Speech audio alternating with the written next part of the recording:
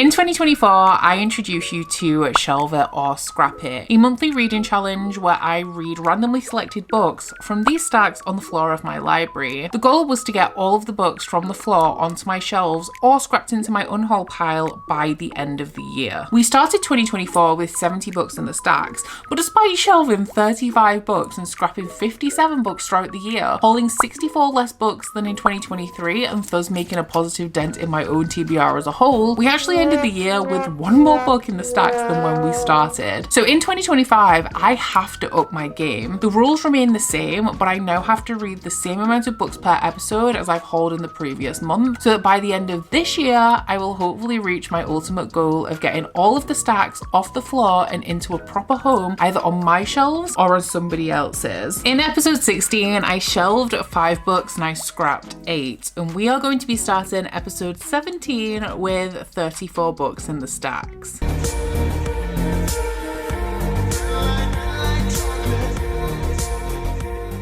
Hello my guys, welcome to episode 17 of Shelve It or Scrap It, the video series where I try and get these stacks from the floor of my library onto my shelves through any means possible. Now if you are new to this series and this is the first episode that you are seeing, I will link the full Shelve It or Scrap It playlist down in my description box so you guys can catch up at your leisure. But for those of you who know what's going on, you may be squinting, like trying to see the stacks behind me, because they are significantly smaller than they were when I left you at the end of episode 16. So if you have missed it, I have already posted a vlog on my channel where I built with my bare hands shelves into this alcove that I think you can just about see behind me. In the intro to this video, in the intro to this series, I always say like, I don't want any more shelves. So when I said I was building bookshelves at the end of the last episode of Shelve It or Scrap It, I did have a couple of comments that were like, but I thought we couldn't have any more shelves. I personally do not consider this more shelves, because what I meant when I said I don't want any more bookshelves is that I don't want shelves to take up any more space in my house. I already had a bookcase here that I bought because I wanted built-in shelves and I couldn't afford them at the time. And it had also started to collapse a little bit under the weight of all of my books. So that bookcase is currently upstairs, not holding books, holding different things. And when we sort out the storage situation up there, then I'm going to be getting rid of that bookcase because it is like on the verge of collapsing. Reutilizing a space that already had shelves with shelves that hold more books, in my mind, is not getting more shelves. It's just repurposing that space, if that makes sense. But if you want to see how I built these and the whole reorganization of my library, which resulted in us pretty much halving these stacks, then I will link that for you guys. I'm honestly so proud of myself and I love the result. Like, I'm so happy. I actually want to do this on the other side of my alcove, but I know that I would go mad. I'd drive myself mad trying to make them match. So I just don't think that it's possible, but it just looks so good. So as always for 2025, we are going to be reading the same amount of books that I have hauled in a month earlier this year. However, I am going to change this up a little bit actually, because for today's episode, we should be reading the same amount of books that I hauled in the month of May. Now I only hauled 6 books in May, which is great, but in June, because I got a PR package from a publisher, I ended up hauling 11. So instead of having a really small episode and then a really big episode that it takes me ages to complete, I'm kind of going to split the difference on these two. I'm going to make episode 18 still slightly longer, but today for episode 17, instead of reading 6 books, I'm going to bump us up to 8, because 11 plus 6 is 17. Half of that is like 8.5. So we'll do 8 in this video and 9 in the next one. The main reason why I wanted to bump up the amount of books that we read for this episode is because I'm really excited about the theme of this one. I, at this point, have no idea what I'm going to be reading. But last episode, the theme, which was essentially trying books by authors where I own more than one book by them and haven't read anything by them, caused me to pull more books from my shelves to sample than it did the stack. So today I wanted to focus on books in the stack. So for episode 17, we are going to be reading the highest and lowest rated books that we have here behind me. So I've scanned them all into Goodreads. I've put them all into a separate shelf, which is called like in the stacks or something. And I'm going to be organizing them by average rating, and we're going to be reading the highest and lowest rated books that we have. So I thought 6, like I want to have some fun with this. So I thought 6 was a little bit too few. So we're going to do 8 instead. I didn't know what order to do it in, whether I should go for the highest or the lowest rating, or should I like flip a coin, do you think? Because I have the Illumicrate coins here. So we could actually flip a coin, and if it's heads, then we read the highest rating, and if it's tails, we read the lowest rated. Should we do that? This one is the buy a book coin from Illumicrate. So one side says buy a book, this one says do not buy a book. So the green side is highest rated, the red side is lowest rated. Let's go. Green. So we are going to be reading the highest rated book in the stacks behind me. I haven't spoiled myself for this, but now I currently don't really know how to do this without spoiling myself for like the 4 books potentially I'm going to read. Okay, so they are currently organized by date added. Should I get Curtis to come and do it? Can I borrow you? Okay, so I don't want to spoil myself for what all of the books that I'm going to be reading for this video are going to be, because if I sort this by highest rated, then I'm going to see like all of the highest rated books. So I'm going to start a screen recording, and I'm going to get Curtis to tell me what the highest rated book is. Nervous? It's Shadow in the Ember. No. Oh no. 4.46.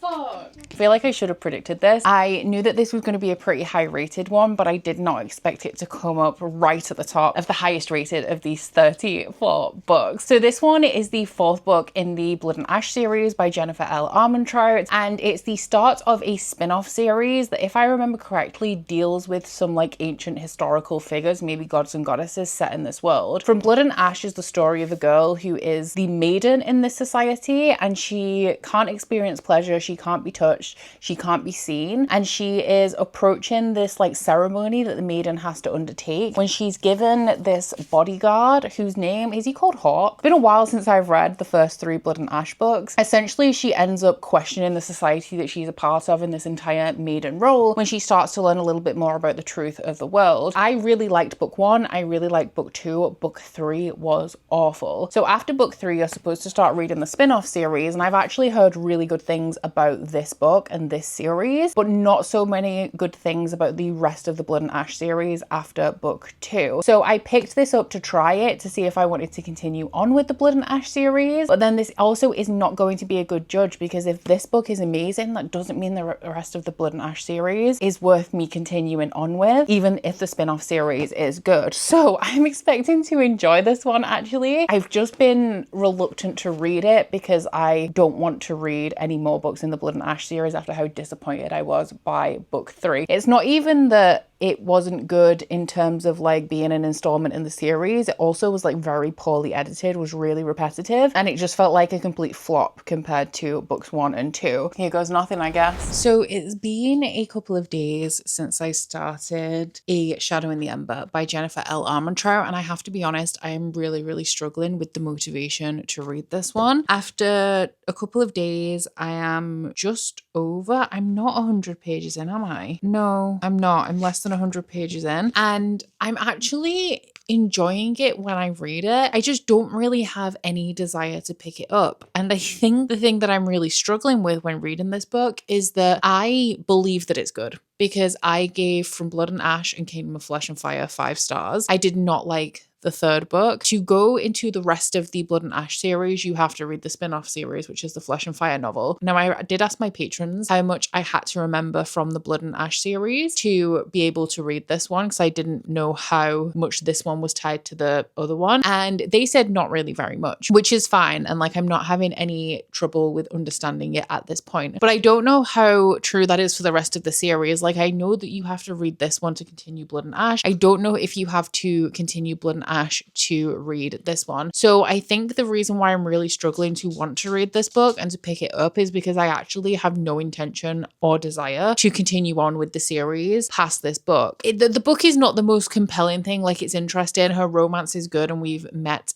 who I think is going to be the love interest so far in this book, and I did enjoy that interaction between him and the main character. The sexual tension is good, but her books are kind of like 3 to 4 stars until you get to the end, and it's like, oh my god, the last 50 pages, 5 stars, loved it. And now in the case of the 3rd book in the Blood and Ash series, which I can't remember the name of, but that's the one that I didn't like, it was bad up until the last 50 pages, which once again were 5-star material. So what I'm kind of worried about with this book is that it's going to catfish me into thinking that I want to continue on with the Blood and Ash series. And honestly, like, I just don't want to. I think it's hard for me to pick up the motivation, to summon the motivation to read like a 600-page book when I don't want to continue with this series past this point anyway. And then if it was good, it would actually be worse for me, because I have heard through just general reviews online, through my patrons talking about it, even ones who are up to date on this series, even general criticism of this series on Reddit, is that it definitely needs to be edited, which I know from experience with the books that I've read in this series. It keeps repeating itself over and over again, rehashing the same plot lines, and apart from the fact that the spicy scenes are good, which in terms of my priorities, even in a romantasy series, the spicy scenes are still pretty low down there on my list of priorities, it's not really worth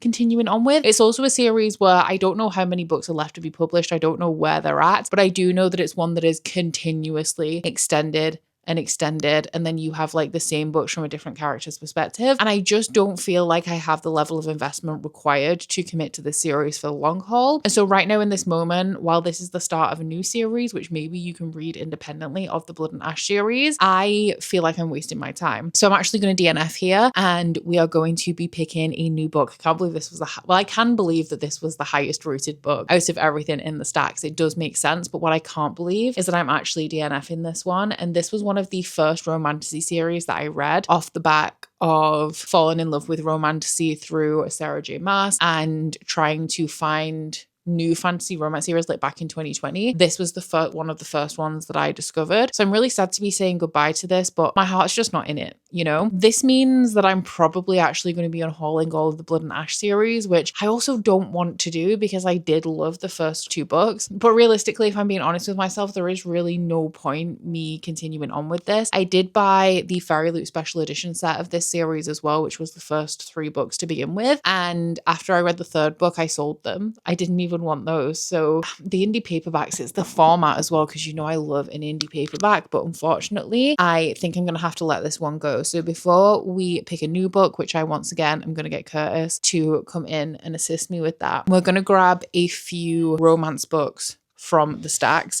to take upstairs, because I think of the little cubbies in my romance shelves, I'm pretty sure that this series is taking up like an entire one, so we're going to make quite a bit of space. So we obviously don't have very much left in the stacks to start off with. I'm pretty much just going to have to take everything remotely romantic out of here to take upstairs. So I guess these 3, and I know that I can put that with book 1 in the series now. Oh, I could, well, there's actually quite a lot here. Shall I take 5 of the first ones alphabetically? So that's Piper CJ, C.N. Crawford, A, B, C, D, E, F, Carly Fortune, Helen Glynn Jones, and then I think actually everyone else is really far down the alphabet, which is unfortunate, but I guess it would be Laura Nolan. Actually quite sad, because some of these are ones that I would actually really like to read right now, but we'll see what we fit on the shelves. So the copy we're dealing with today is this one. I actually do think that I'm going to keep from Blood and Ash. You know how I've talked about before how some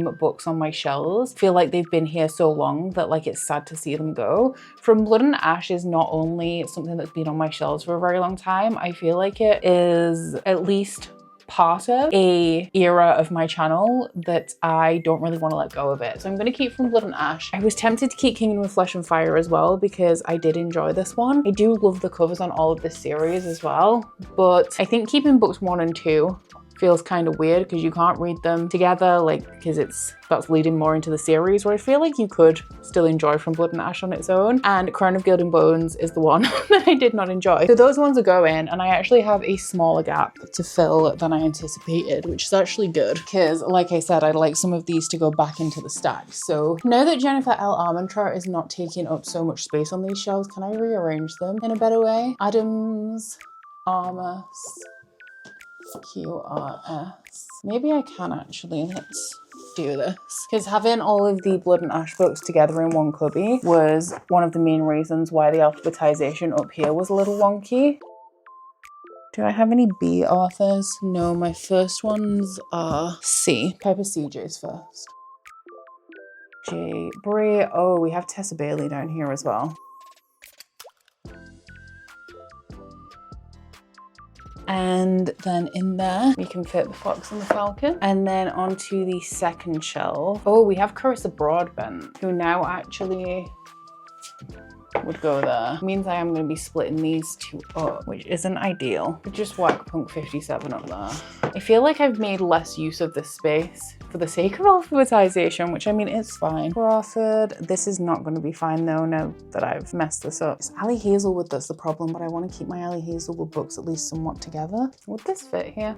No. I am actually going to unhaul this one because I didn't like it. This one is a 5-star read. This one did not have a good time with, so even though they go together, I think it's fine to not keep the first one. I've been thinking about that for a while, actually. That one doesn't fit, but that's fine. Sally Fortune, I feel like this is more like contemporary women's fiction than straight up romance, but we'll put it on these shelves. See, now we have, down here, we have big blocks of authors that I don't want to break up, but I do have a gap over here. It doesn't really make sense, but I could move Elle Kennedy as she's by herself. Oh, that one doesn't fit, it's too big. That one does like just about.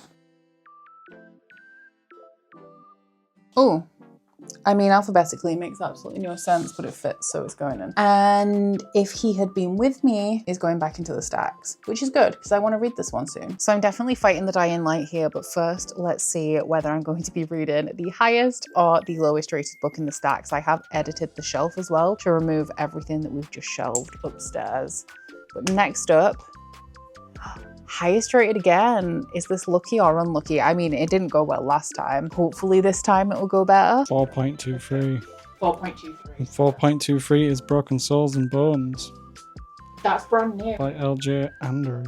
Okay, so she's brand new. She is from the May Fairy Loot Romantasy box, I think. It's got to be May, right? Yes. So this is interesting actually because I just made a reel, if you don't already follow me on Instagram, for more content that takes less time, I guess. But I was talking about how I'm excited to read from LJ Andrews and that the Everking series is getting a trad pub release this summer. And that is like LJ Andrews' most hyped series. So I was thinking about trying that one out first, but I do have Broken Souls and Bones from the Fairy Loot, which is LJ Andrews' brand new series. Now, as far as I'm aware, this isn't connected to anything because when Fairy Loot did Helen Shora, it was like a spin-off series. I'm pretty sure that this isn't, but I will look into it a little bit before I start. Kind of makes sense that this would be highly rated because it's pretty new. So there'll be a lot of people who were very much anticipating this release who've read it. Overwhelmingly for authors who have written before, I feel like the early reviews tend to be quite positive. But this one, I have no recollection of what it's about. Oh, is this the one? It's the girl that can make the magic weapons, right? Kind of reminds me of the Danielle L. Jensen book that I didn't like, which is the one that was in the Adult Fairy Loot box. This one is about a girl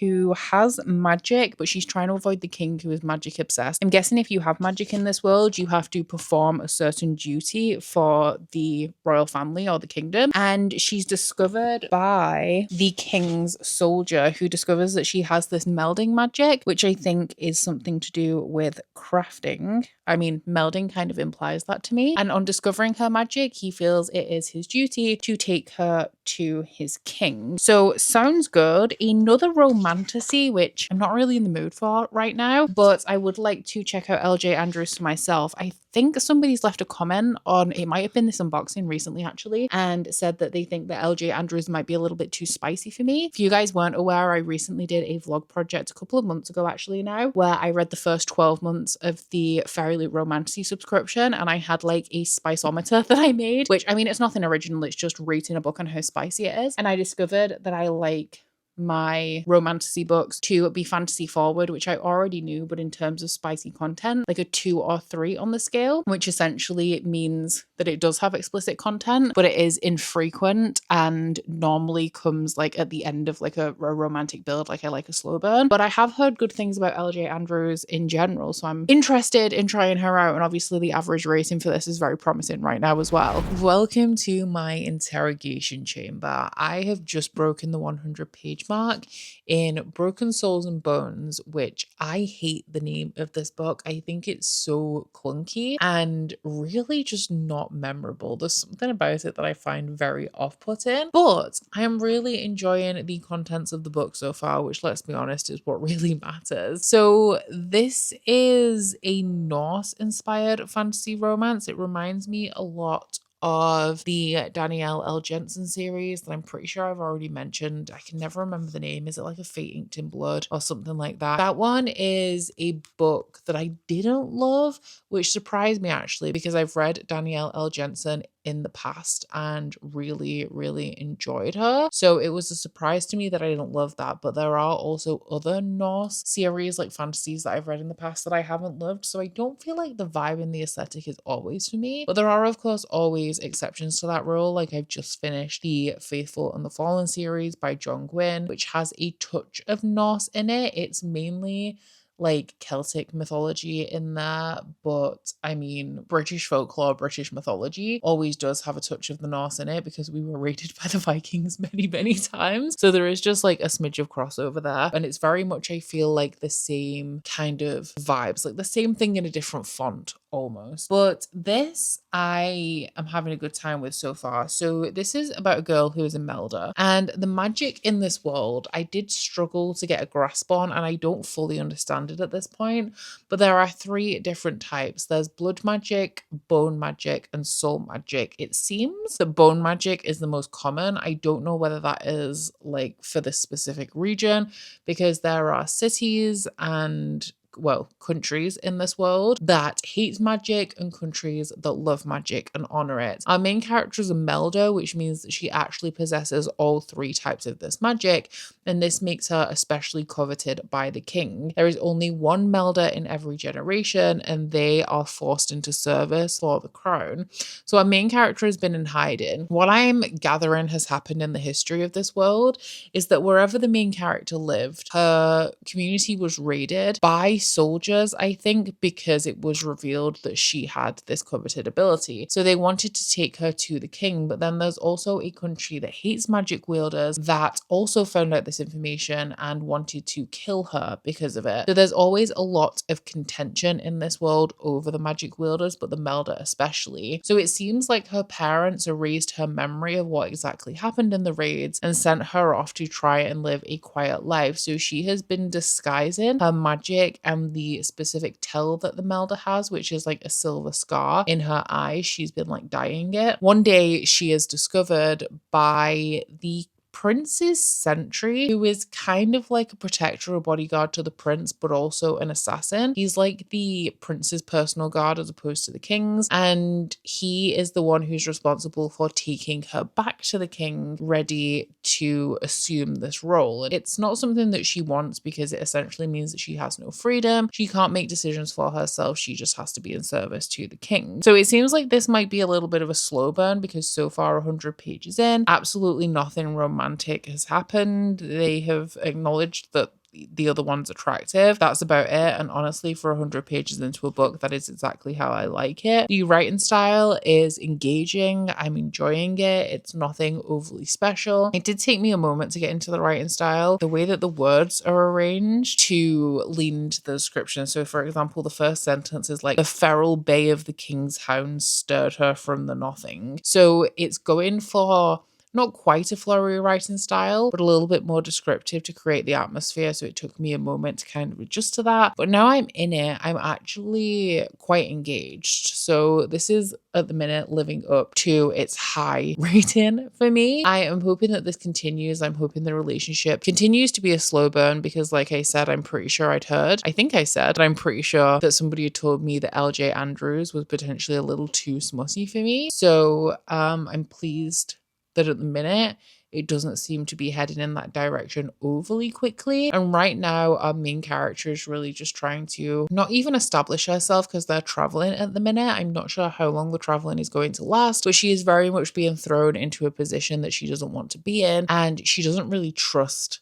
this guy because he works for her enemy. He's taken her to her enemy. So the way that it's going, I'm hoping that that trust is built slowly and so the relationship develops slowly. But I do also feel like based on recent developments in the plot, we could be starting to progress down that route of trust quite soon. Good evening. I am past the 300-page mark in this book right now. I'm on page 312. I'm doing some sprints with my patrons, and I am here to tell you guys that I am loving this book, which is such good news. It deserves its high rating of whatever it was. Like, I don't remember at this point what the rating on this was, but the most exciting thing about this for me is that I'm really enjoying the romance in here. We've discussed this. Romance is so hard to get right for me these days. Like, it's very, very rare that in even contemporary romance where it's designed to make you root for the relationship, it's very rare that I'm feeling attached to any of these relationships in any way. And I love the pairing that we have in here. It's leaning really, really hard into the like touch her and die trope, which I am eating up. And I also really love a bodyguard romance, which is exactly what we have here. Our main character, Rock, is the bodyguard of the prince. And it's established pretty quickly in here that the king might be a little bit of an iffy dude. Like, he may not be the best, but the prince is full of honor. And Rock was saved by the prince when he was a kid. So he was dropped at the gates of the palace by his people, gravely injured, and this has left him without the ability to speak. So he actually uses sign language to communicate, and the prince very quickly became his friend, the guy who like advocated for him to be saved, that learned like the sign language that he uses to be able to actually communicate with him. And he's risen through the ranks to become like this honorable member of the royal guard, but he is very much sworn to the prince. So when this melder comes in, the king actually tells him that he is not responsible for her, but to keep a close eye on her, keep her safe, because she's now like the king's most prized possession. So he then becomes Lyra's bodyguard. And I am a sucker for a bodyguard romance, like a strong, stoic bodyguard type. Think like Chaol in early Throne of Glass, before he ended up being like not the greatest, but like the early days of Chaol, that character archetype, I love it.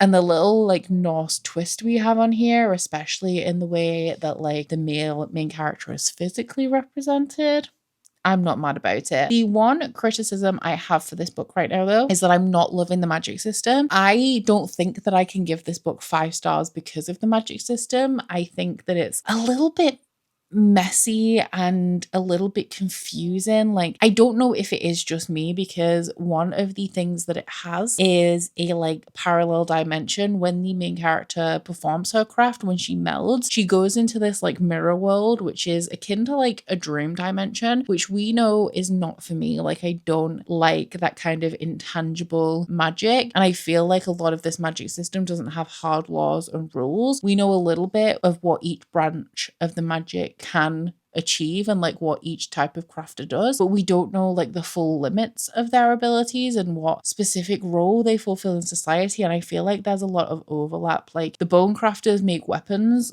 out of bone, but then the melder is essentially somebody who fuses bone together. So it's like, why can't the bone crafters do that? If they're called bone crafters, why can't they fuse bone? And it's things like this that I wish were just explained a little bit more clear. Like, I don't really know what the blood crafters do or the soul crafters, which I have mentioned is probably because the crafters seem to be tied to like different areas of the world, and the ones that we're seeing most frequently right now are the bone crafters. There's only a couple of blood crafters, and I think that the soul crafters are maybe aligned with the Bad Kingdom, which is where Rock is originally from, but we'll have to see. So I think if the magic system was a little bit stronger, this would be a 5-star for me, but not being able to fully understand a integral part of this story means it's probably going to be, I'm feeling like a 4.5 right now, I'll be honest. I just don't feel like I can give it a 5 because of that one little hiccup.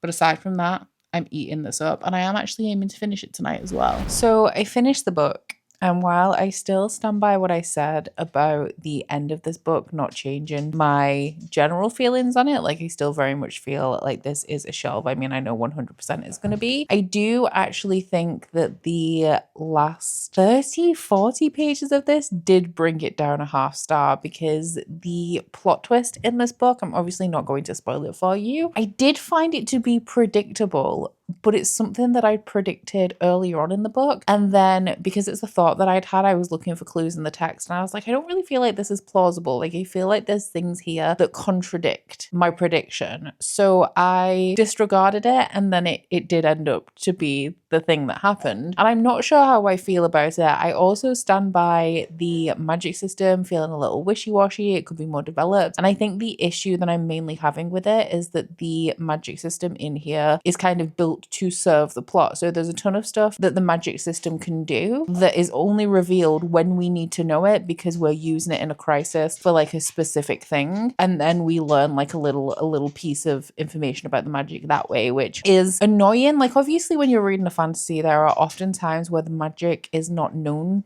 to the characters. So as their knowledge of the magic develops, our knowledge of the magic develops. But I think the difference with something like this is that there are characters that know about the magic. I'm really sorry. Brie is smashing things around in her toy box. She's bringing me like literally every toy that she has. She's actually just hopped up onto the couch with one. What have you got? That's one of her dog stick things. So the difference here is that there are characters in this world that know about the magic and have experience with it. Like everybody who wields it kind of knows a decent amount about it, but that information is not being relayed to the reader until it's relevant. And the reason why I don't like that is because when we do have a plot reveal, it's not like, okay, this is plausible because I know this about the magic, so I definitely understand how this can work. It's more like, oh, how convenient that the magic allows this plot twist to come to the forefront and we're only just learning about it now. So I literally just this second finished it. I haven't put it through my spreadsheet or anything, but I'm thinking it's pretty solidly a 4. I was sitting very comfortably at a 4.5 up until the whole like end portion of this book. So let's say the last 50 pages, which I didn't like as much. I felt like I don't necessarily really understand what happened or why. Like it felt a little bit convenient at the end. I'm still very excited to continue on in this series though, and I'm kind of sad that I don't have book 2 with me right now. Some of the reveals that we got at the end of the book were interesting, but it did also snowball into an info dump real quick as well. So definitely a flawed book, not a perfect book, but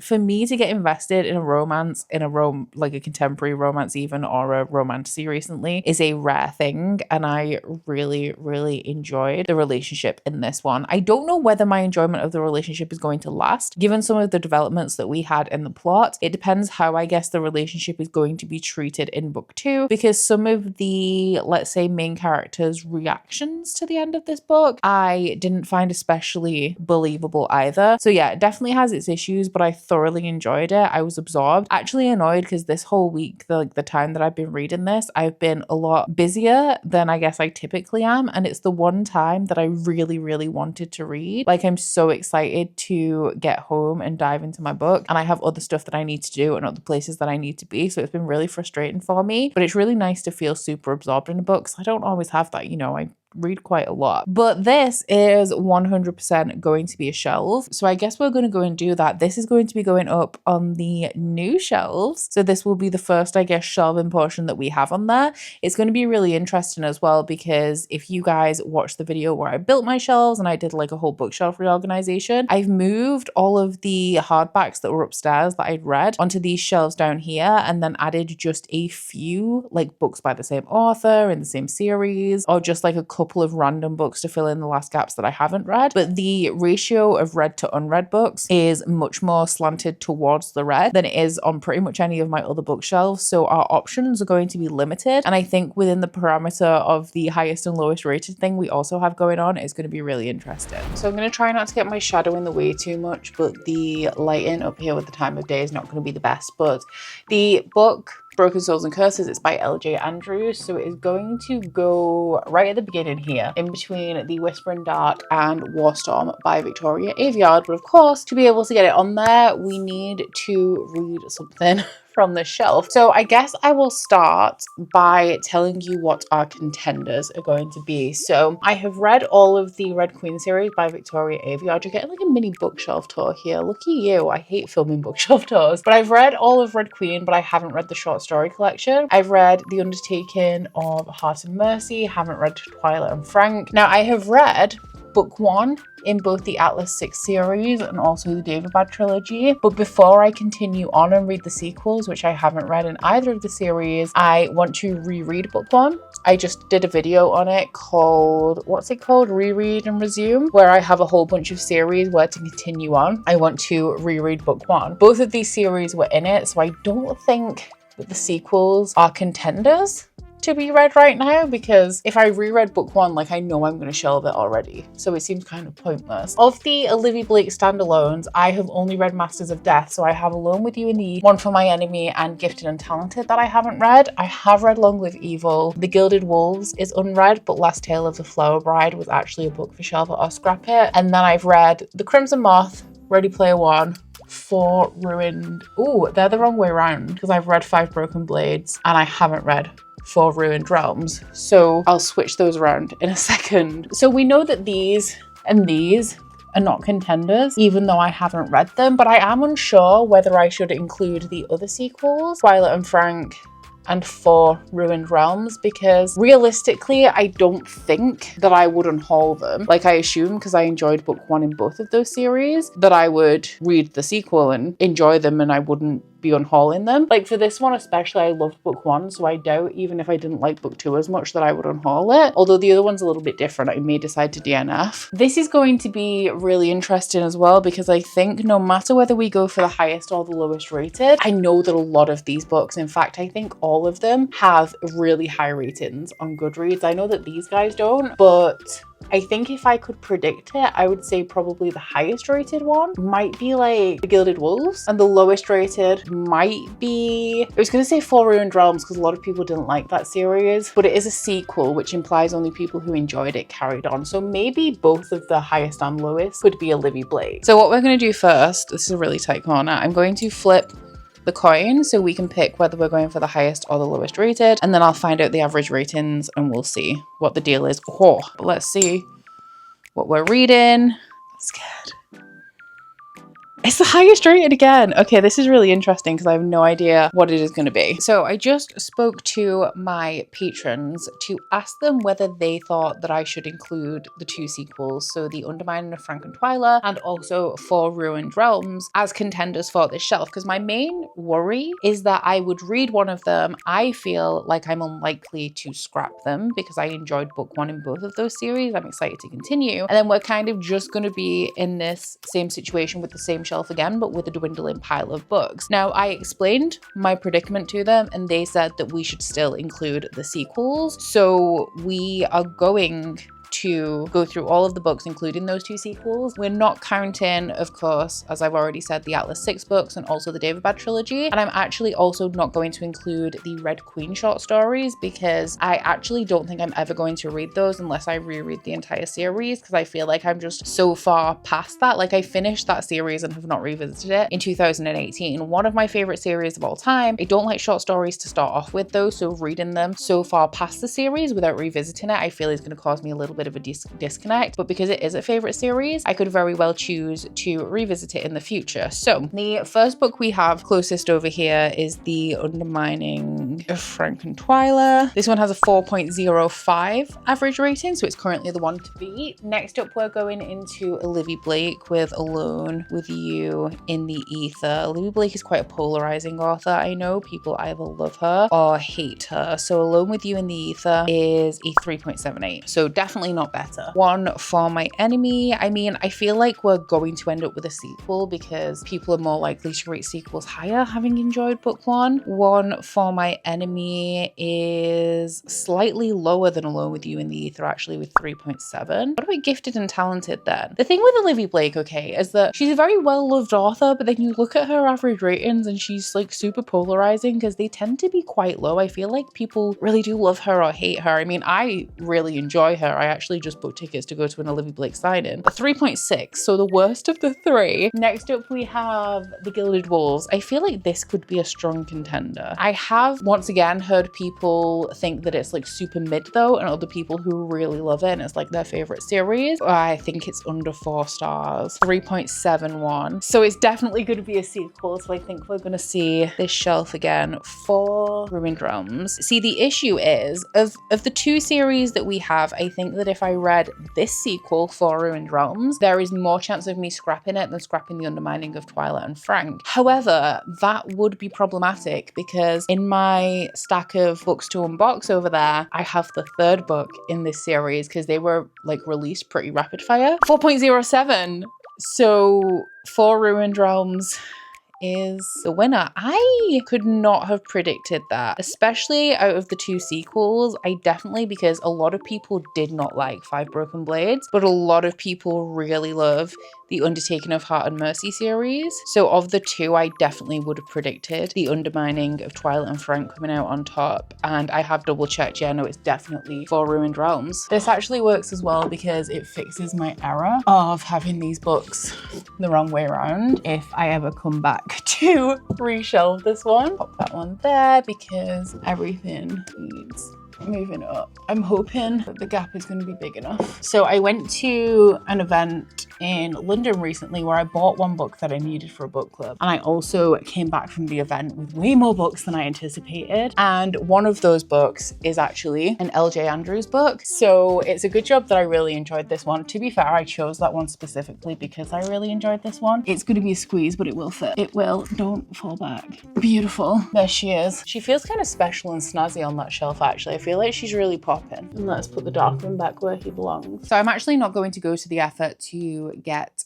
5 Broken Blades off the shelf to prove my theory, but I'm pretty sure that this one is slightly smaller. It is 372 pages, so it's quite a short one for a fantasy. And this one is a heist story about 5 people who are kind of down on their luck, who have been assembled to take down like the king or the emperor. They're going to assassinate him. So they're all people who have kind of run out of options, and this is kind of like, I don't know, their best chance at achieving whatever it is that they want. So there's like a mercenary who's suffered great loss and he thinks he's not going to amount to anything. There is an exiled prince. There's this like mysterious girl who has a magical ability, and they've all essentially been chosen because they are out of options, so they're more likely to accept this dangerous mission, but also because they all have a skill that is needed for this task. I really enjoyed book 1. I listened to the audiobook, which is full cast, and I'm going to go ahead and listen to the audiobook of this one probably while I'm also reading along at the same time. But the main complaints of this book from people was that it's just kind of mid, like it's predictable, it was nothing special, and I don't necessarily disagree with all of those complaints, but I just had a really good time with it. It's like super predictable in terms of the fact that all of these people, so there's 5 of the Broken Blades, but then there's also a guy who is going along with one of them to kind of supervise her. So they're all in groups of 2. They stay in that group of 2 for the entire book, and each group of 2 is a romance. So it is a little bit gimmicky and cliche in that regard, but I had a really good time with it. I thought it was fun, it was fast paced, I enjoyed the characters, I liked the slight found family aspect we got. So I'm excited to continue on. I mean, it's entertaining as well, if nothing else. The Goldsboro edition also came with a couple of goodies as well. The audiobook for this should also be available on Everand. And now I settled down to read for the evening, and I do have books that I need to read outside of Shelve or Scrap It. But now I'm like, because this is going to be an audiobook read, and actually I have an hour of my last audiobook that I need to finish at some point. I'm like,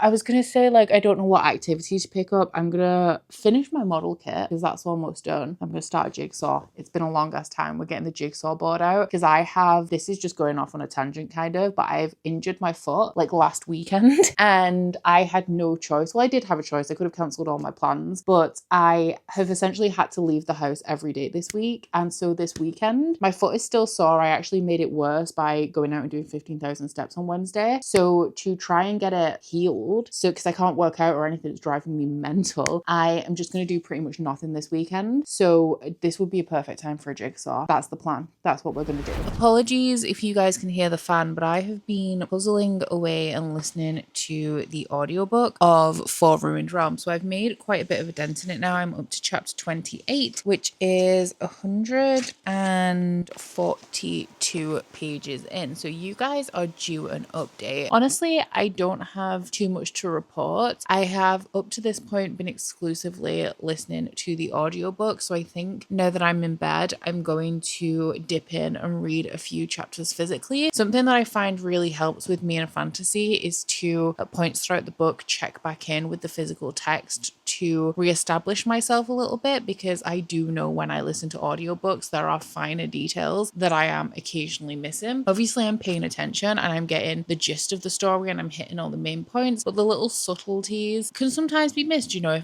if my attention is taken away for like 3 seconds, you don't know what you're missing. So I find that when it's fantasy, especially because you have a lot more to keep track of, that it does really help me if I, every 100 pages or so, just read a little bit physically. And if I'm being honest, I am avoiding the other book that I'm reading on my Kindle right now, so I'd rather read some more of this. I will show you my puzzle tomorrow as well. I actually wasn't going to start it today, and then I really just could not think of anything else to do, so I cracked it into it at like 9 p.m, which is a little bit late for me. But in terms of the book, because that's what we're here to talk about, the only thing that I'm really struggling with very slightly is remembering who is who, because we have a pretty large cast of characters in here. We have 6 perspectives that we're following, and it is multicast, which definitely helps. But I do find that I'll get like 1 minute into a chapter and I keep winding it back to the beginning to be like, okay, this is Yoon is the prince, or this is like Taeyong is the noble's son. And once I've remembered kind of like which one is which, it is a lot easier for me to keep track of kind of like what's going on. Obviously, I think that we could have done with a little bit of a better recap at the beginning of this book. It's not that this is like a super hard series to follow or anything. It's not even especially dense, but it is,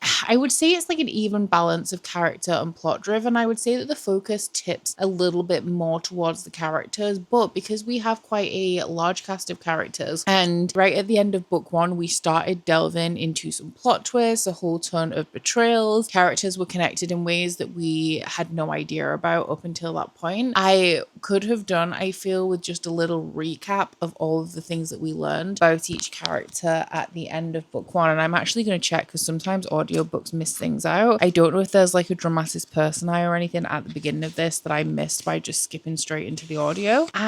There is. Okay, so I was going, what was I doing when I started this? Oh, I was finishing my model kit, as I said I was going to, and I was like, oh, I really could do with just like having a look at the front to see if there's any extra materials. And my book was in the other room. I didn't want to get it, which is why I didn't look. But yeah, there is actually a recap of the first book right at the beginning. There's a paragraph here, and then we also do have a cast of characters reminding you who is who. So I've not suffered because of my lack of knowledge, because I missed that. It's just taken me a little bit longer to really dive back into the story, but I am having a good time with it still. I'm still really enjoying this one like I did with book 1. I can't tell you at this point if I'm enjoying it any more or any less, because it seems to be following kind of the same structure as book 1, because essentially our cast of characters have been given a follow-up task to the thing that they were trying to achieve in book 1, and they are once again kind of teaming up to achieve that, now knowing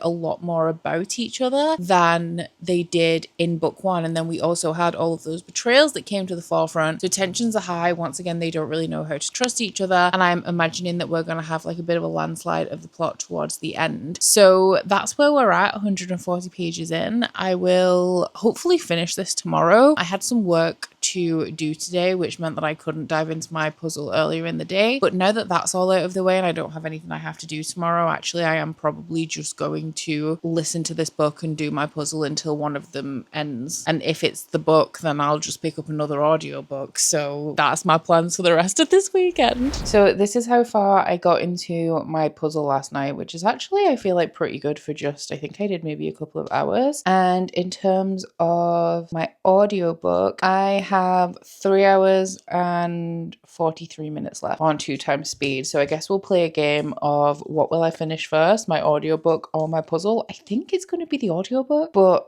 I don't know if I get locked in. Maybe I'll finish the puzzle first. It's actually quite a hard one. You wouldn't think that it would be, because it's just like a Disney Winnie the Pooh one, but there's so many blocks of just like yellow and on here just purple with no distinguishing marks that sometimes it takes a while. I have actually already attempted this one and I gave up on it, and I put it away for Christmas last year because we needed the table. I don't know why I didn't just wrap it up in the roll, like the case, to be honest, but yeah, we're having another go at it.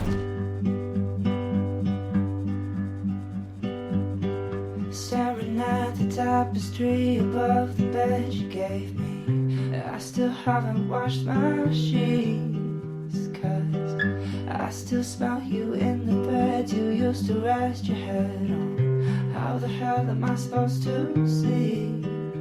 Can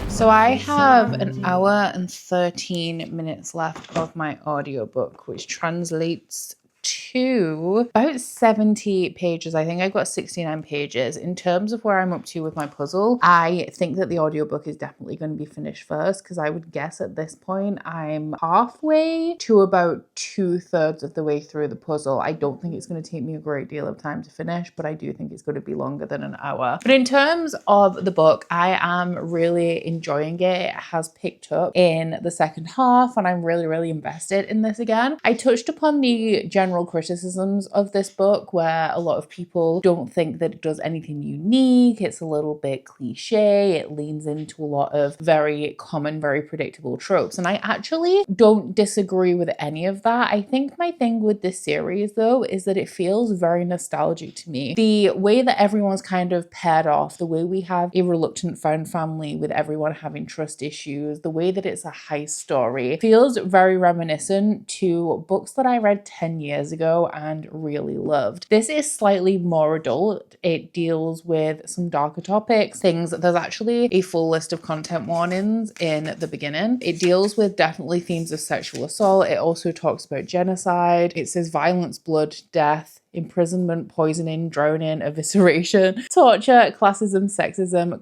graphic language, sexual activity, indentured servitude, assault, child sexual abuse, colonization, and genocide. So it does touch upon a lot of dark topics. So I think I enjoy this because it's done in the style of so many of my classic nostalgic favorites, but just elevated a little bit to be adult. Because obviously the books that I was reading 10 years ago, I was past 20, but I was typically reading in terms of fantasy. A lot of young adult things like the Grisha trilogy, Six of Crows. Obviously, Six of Crows is a very notable heist story. And I have said this before regarding like various books that I read. Something not being unique is not always a bad thing. And I am definitely guilty of looking for something new, looking for something exciting that's pushing the boundaries of the genre, or doing something that I haven't really seen before, or I'm the worst in terms of thrillers for this, like always wanting something to blow my mind and for the plot twist to be like this new innovative thing that I've never seen before. But I actually don't think that you necessarily have to be pushing the boundaries of the genre all the time. You don't have to be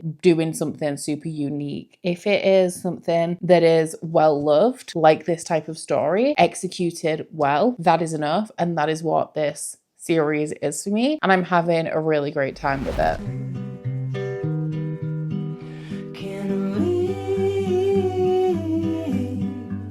Change like the seasons. I wanna make her better. Wipe the makeup from her face. I have finished For Ruined Realms, and I was right about finishing my book before I finished my puzzle. Although, to be honest, I think I only have around an hour left on the puzzle, so I wasn't too off in terms of thinking that I could do these two things in tandem. And it's just an excuse for me to listen to more audio, even though, if I'm being honest, we all know that I'm picky with audio, and I don't have anything on my regular TBR that I think I would rather pick up as an audiobook than as a physical read. But I do have some stuff that I'm reading alongside my TBR that is suitable for audio. So we will have this done pretty soon, I'm sure. But in terms of the book, I gave this one 4 stars. I don't think I enjoyed this one any more or any less than the first book in the series. If I'm being honest, I don't have a great deal of things to say about this series. You probably noticed, like, it's enjoyable. I really like it. I like the characters. I like the found family aspect. I think that it's, I don't want to say fun, more compelling, I guess. Like, it keeps me entertained. It is slightly more character driven than plot driven, but I find that the pace is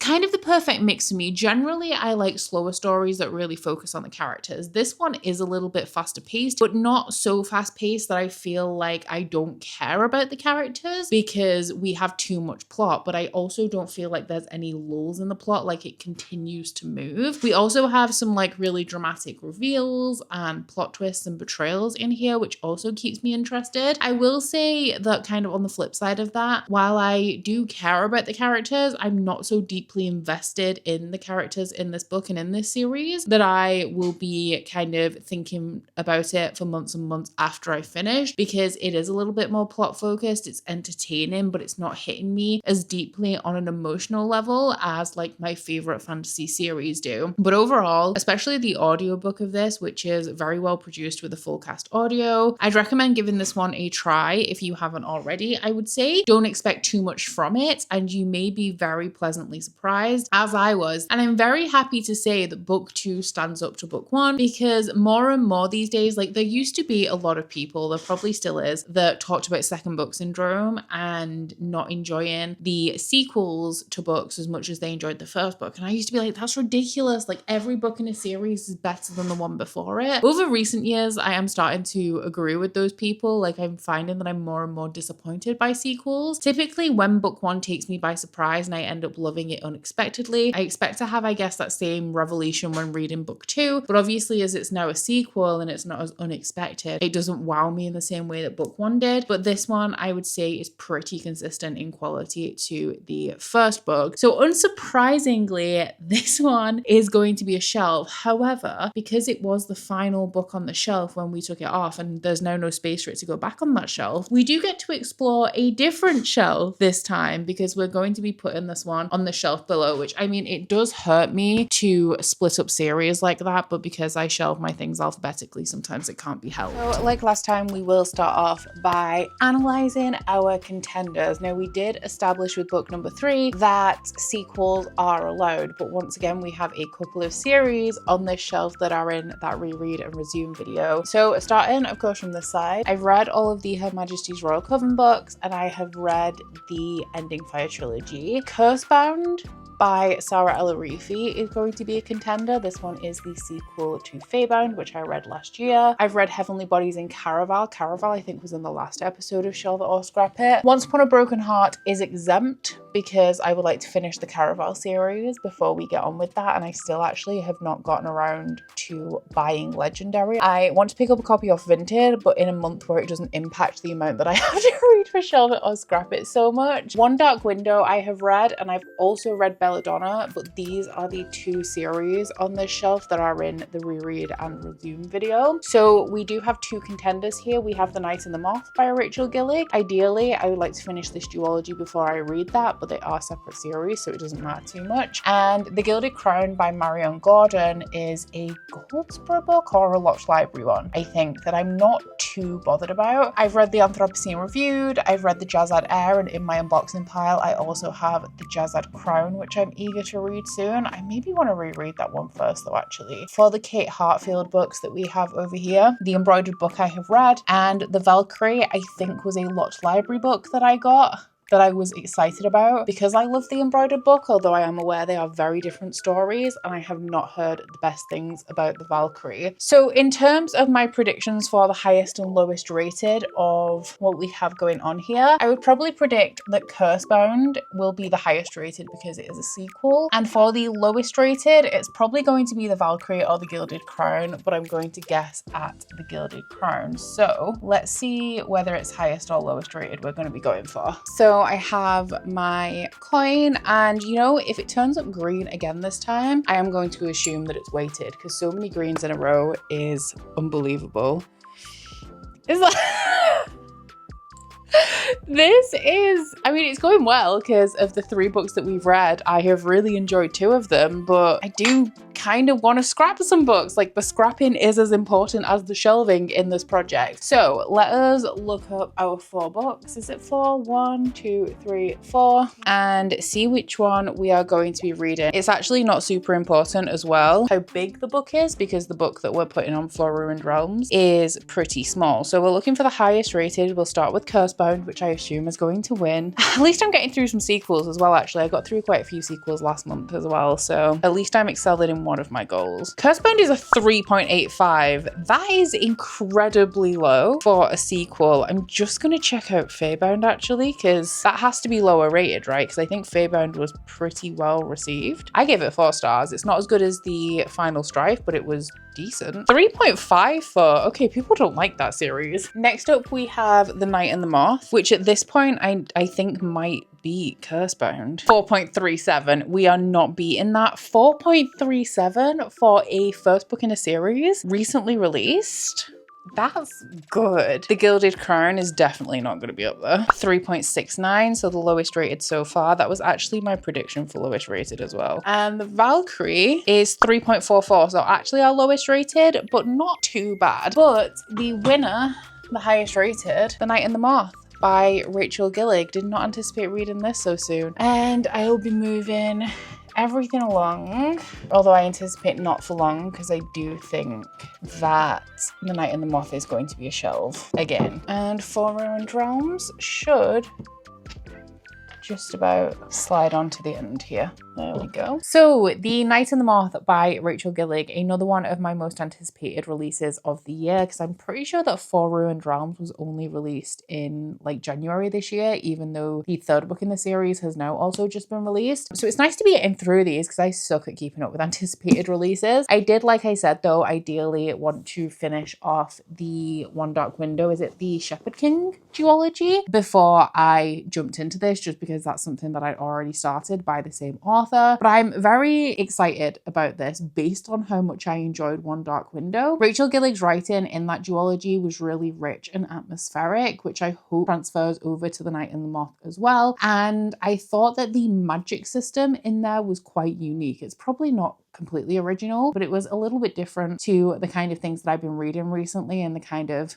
very common tropes and themes that we see recycled over and over again. This one, from my memory, obviously I'll tell you a little bit more about it when we get into it, but from my memory, it is about a diviner who lives in a cathedral or a holy place with a bunch of other diviners, and a knight comes to seek refuge at the place where all the diviners live. And I'm pretty sure that he is a non-believer, so he doesn't believe, I'm assuming, in the religion or the gods of this world that give these women their visions and their powers. But when the diviners start to go missing one by one, our main character has to rely on this heretical knight to, I'm assuming, that she's going to try and get to the bottom of what's happening to the diviners, but also ultimately save her own life as well. I have had a few comments saying that people don't think I'm going to enjoy this, so I'm very curious about that because the synopsis sounds good to me and I have enjoyed Rachel Gillig before. The only way that I could not enjoy it, I feel, is if it's more like vibes than substance, which hopefully is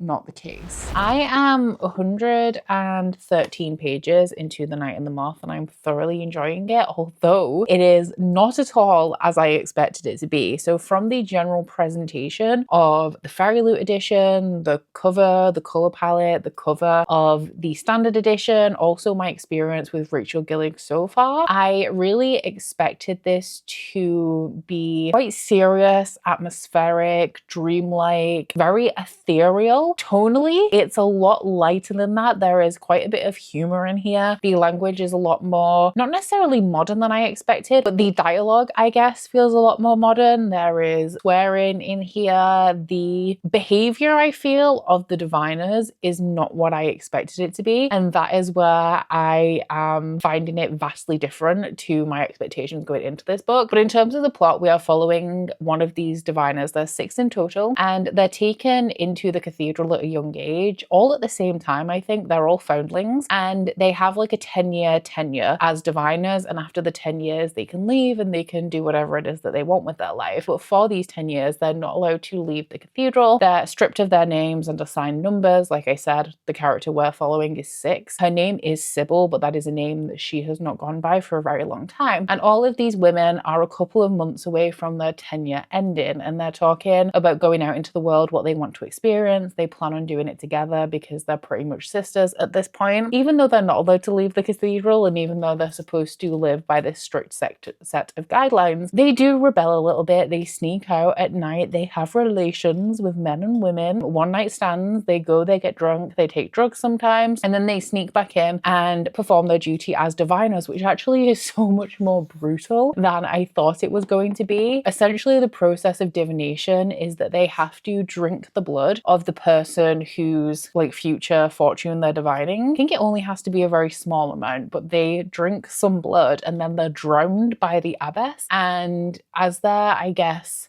coming back to life, being resuscitated, they dream and they foretell their dream. So it's very brutal, and they all hate like the process of divination, which, as you can imagine, fosters quite an abusive nature within this cathedral that we may or may not get to explore in this book. But there's definitely like a sinister atmosphere surrounding this figure of the abbess and the cathedral where all of these girls live. So one day the king comes. He's a new king, he's very young, and he comes with his knights to get like a foretelling for, I'm pretty sure, his reign as king. And it is not a good one. Our main character performs it, but he's hanging around at the cathedral for a while with his knights, and our main character, Sybil, or Six, asks if the knights will escort them all on a day out to this nearby fair so they can experience the real world, or her specifically, because her sisters do sneak out and she's a little bit more straight-laced. And that is how she kind of comes into contact with this not quite blasphemous knight, but while he believes in the omens, he doesn't really believe in this process of divination that they have. Now, elements of this that I didn't expect is, I guess it's because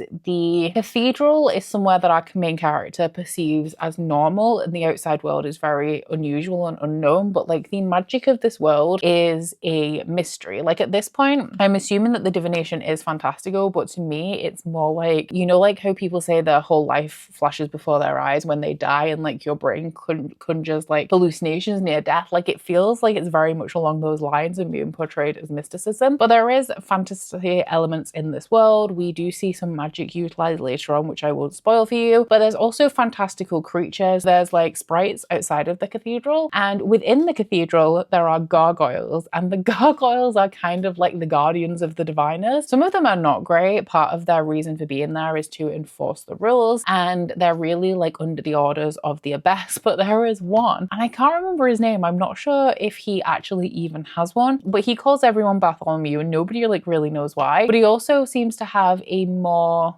caring nature than the other gargoyles. He's also like a little bit all over the place. Like he's very emotional, and he's almost like an animal companion figure in this book, which I really like. But as laid out in the synopsis, the main kind of mystery that we're trying to solve here at the beginning is, one by one over a series of nights, each of the diviners goes missing, and the last one standing is our main character. So she wants to know what has happened to her sisters, and she ends up sneaking out and trying to petition the king for help, but the king is not available, and so he sends the blasphemous, the heretical knight, to go and see what the diviner on his doorstep wanted, which is how he also gets wrapped up in this mystery. So I'm having a really good time with it so far. The magical elements, as I said, they're not underdeveloped right now. I would like a little bit more description or knowledge of how they fit in this world, but I think that the reason why I don't have that yet is because our main character has had such a closed off experience within this cathedral that she doesn't have a clue about the outside world and what magical creatures live in it and where they've come from. And then things like the gargoyles that exist within the cathedral, she perceives as completely normal because that is how she's grown up. I'm really liking the main character is fine. I find her very, very interesting, and I'm very intrigued about her perspective. The knight, who is called Rory, also intrigues me. Their chemistry is not jumping off the page at me at the minute, but they do have little moments where I'm intrigued about how their relationship is going to develop, and I'm enjoying the humor provided by our gargoyle. Something that I'm really enjoying about Rachel Gillig at the moment, both with this and with One Dark Window, is that she's writing things that are a little bit outside of the norm of what we are seeing like oversaturating our shelves at the minute. She's still dealing with common themes, like this is still a romantic fantasy. It's dealing with knights, which have been out of fashion for a little bit. I feel like they're having a little bit of a recurring moment again right now. But then we also have like divination, which isn't especially unique, and I guess the religious setting is a little bit more abnormal. It has like a very small hint of From Blood and ash in it and the way that the maiden is treated in that series and the way the diviners are treated in this one. But aside from that, like, I think the cathedral, the gargoyles, like that gothic element of it, and the way that this story is presented is something a little bit different than what we are typically seeing. And I really appreciate Rachel Gillig for that, because her stories feel very fresh and very different in a market where a lot of things just feel like different iterations of the same thing. I have made some more progress in The Night in the Moth. I'm on page 268. So I have just over 100 pages to go. I think I've got around 130. And my guys,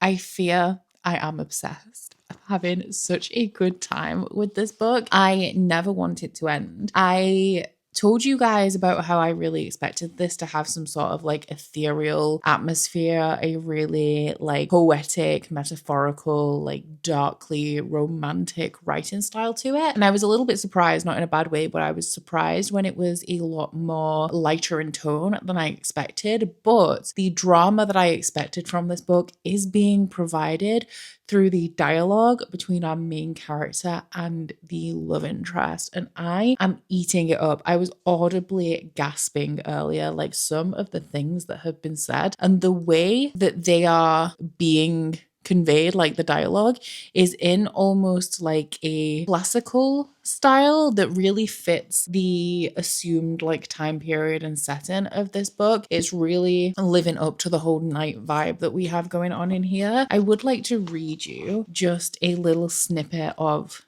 the dialogue that these two have exchanged. Now, I wouldn't say that it's spoilery because I feel like a romance in here is assumed. This is definitely a fantasy lead-in book though. So I would say the romance is 100% a slow burn. Like, I am being edged by this book. I just want them to kind of I just want them to kiss. For them to kiss would be amazing right now, but they're kind of circling around each other, but the tension is kind of like palpable, but not in a way where I feel like their relationship, their feeling is consuming the story, but the emotion between them is really quite tangible. So I'm not going to read you any of the surrounding text. I'm only going to read the dialogue that the male main character says to our diviner Sybil partway through this book. Let's do something edgy. I'll make it black and white. And when I have stopped reading the quote, we'll return to color. So if you don't want to hear anything at all from this book, then you can go ahead and skip this part. It shouldn't be very long, but I just want to like express and like convey how dramatic the language of this book is. So you're getting no context, but he says, I think you like that I'm a bad knight. It's why you feel so righteous flaying me with your tongue, and why you enjoy throwing me down and grinding your heel into my pride. It does something to you. I'd bet my oath your whole body is awake right now, aching and eager at the thought of putting me in my place. You want to throw me down, and I, prideful, disdainful, godless, want to drag you into the dirt with me. I was like swooning, like, oh my God. And it's not even like I was particularly into this guy as a character in terms of like romantically, like he wasn't super attractive to me until we started to get these moments of like really heated dialogue between these two. And now I'm all over it. I'm swooning and I am eager to continue. This is fantasy forward, as I said, and we are still very much following the plot line of trying to find the lost diviners, which, as I mentioned, our main character is extremely sheltered, having grown up in this cathedral her entire life. The thing that I really love about having a perspective like this is because she knows nothing of the world. The world is being revealed to her at the same time as it's being revealed to us. So it feels like a lot more organic as we are exploring the secrets of the world and kind of being taken aback by them. Our main character is as well. So it's a very compelling perspective to read from. And I also feel, like I've said, Rachel Gillig, atmospheric. Like that is how I would describe her writing. And my favorite thing about her books is the atmosphere that she creates. And I feel like she's doing a very good job of conveying the emotion in here as well. Something that I can never really get behind is when you have a book and like say the main character has a sister, but we've never really met the sister. She goes missing on like page 1 and our main character is distraught. But like, I don't care about the sister because I've never met her. I've never seen this supposedly amazing sisterly bond they have. So it's hard for me to care about what the main character is going through and the feelings that she's feeling for the sister, especially when she's making decisions that impact the plot or impact herself or other people for this sister that I don't care about. And what I really enjoy about The Knight and the Moth is that even though we only met the diviners briefly in the first like 100 pages of this book, I feel like I have such a good picture of Sybil as a character and kind of what she's been through and the complex emotions that she's feeling regarding being a diviner and regarding the situation that she's ended up in now, that I understand why she's so distraught by the loss of her sisters and why it's so important to her that she finds them. And when she's finding out some things about this world, about the plot, about the people in it that aren't so great, like I actually really feel for her. So far, more than so good. Having an amazing time. Don't want to speak too soon about this, but the vibes are very, very good. And I hope that that continues until the end. So a couple of things happened last night. The first is that if you guys did not know, there is this new cozy game that has just been released called Tiny Bookshop, where you are somebody who is moving to the seaside to start a new life, open a mobile bookstore, and you have to like restock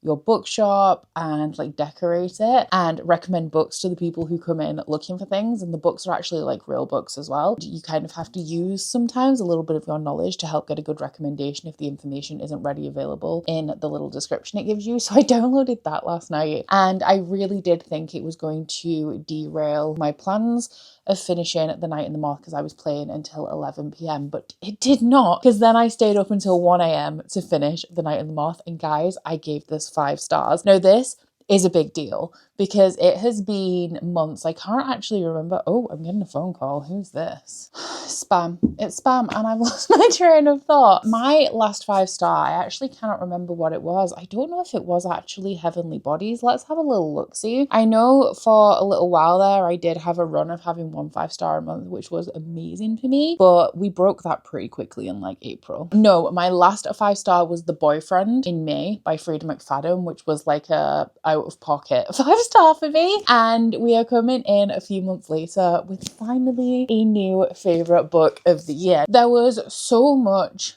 that I loved about this. When I was going into it, like in the first 100 pages, I knew that it had gripped me, but I wasn't getting those 5-star feelings at that point. And this is not a 5-star in that it is a 10 out of 10 no notes kind of book, but the things that I really need from a book are to be emotionally invested and surprised by the plot. If it has an amazing atmosphere, well, it needs an amazing atmosphere actually to hold my attention, so it delivered on that front as well. But what is like non-negotiable for me when it comes to a 5-star fantasy is I have to be emotionally invested in the story and the characters, and I have to be somewhat surprised or gripped by the plot. A great atmosphere is, I was going to say that's a plus, but it is kind of also essential, because if I'm not absorbed by the atmosphere, then I usually am a little bit distracted and it like really struggles to hold my attention. But The Knight and the Moth delivered on all 3 of those fronts. I loved the romance in here. The romance had me swooning. I've actually done a really good job recently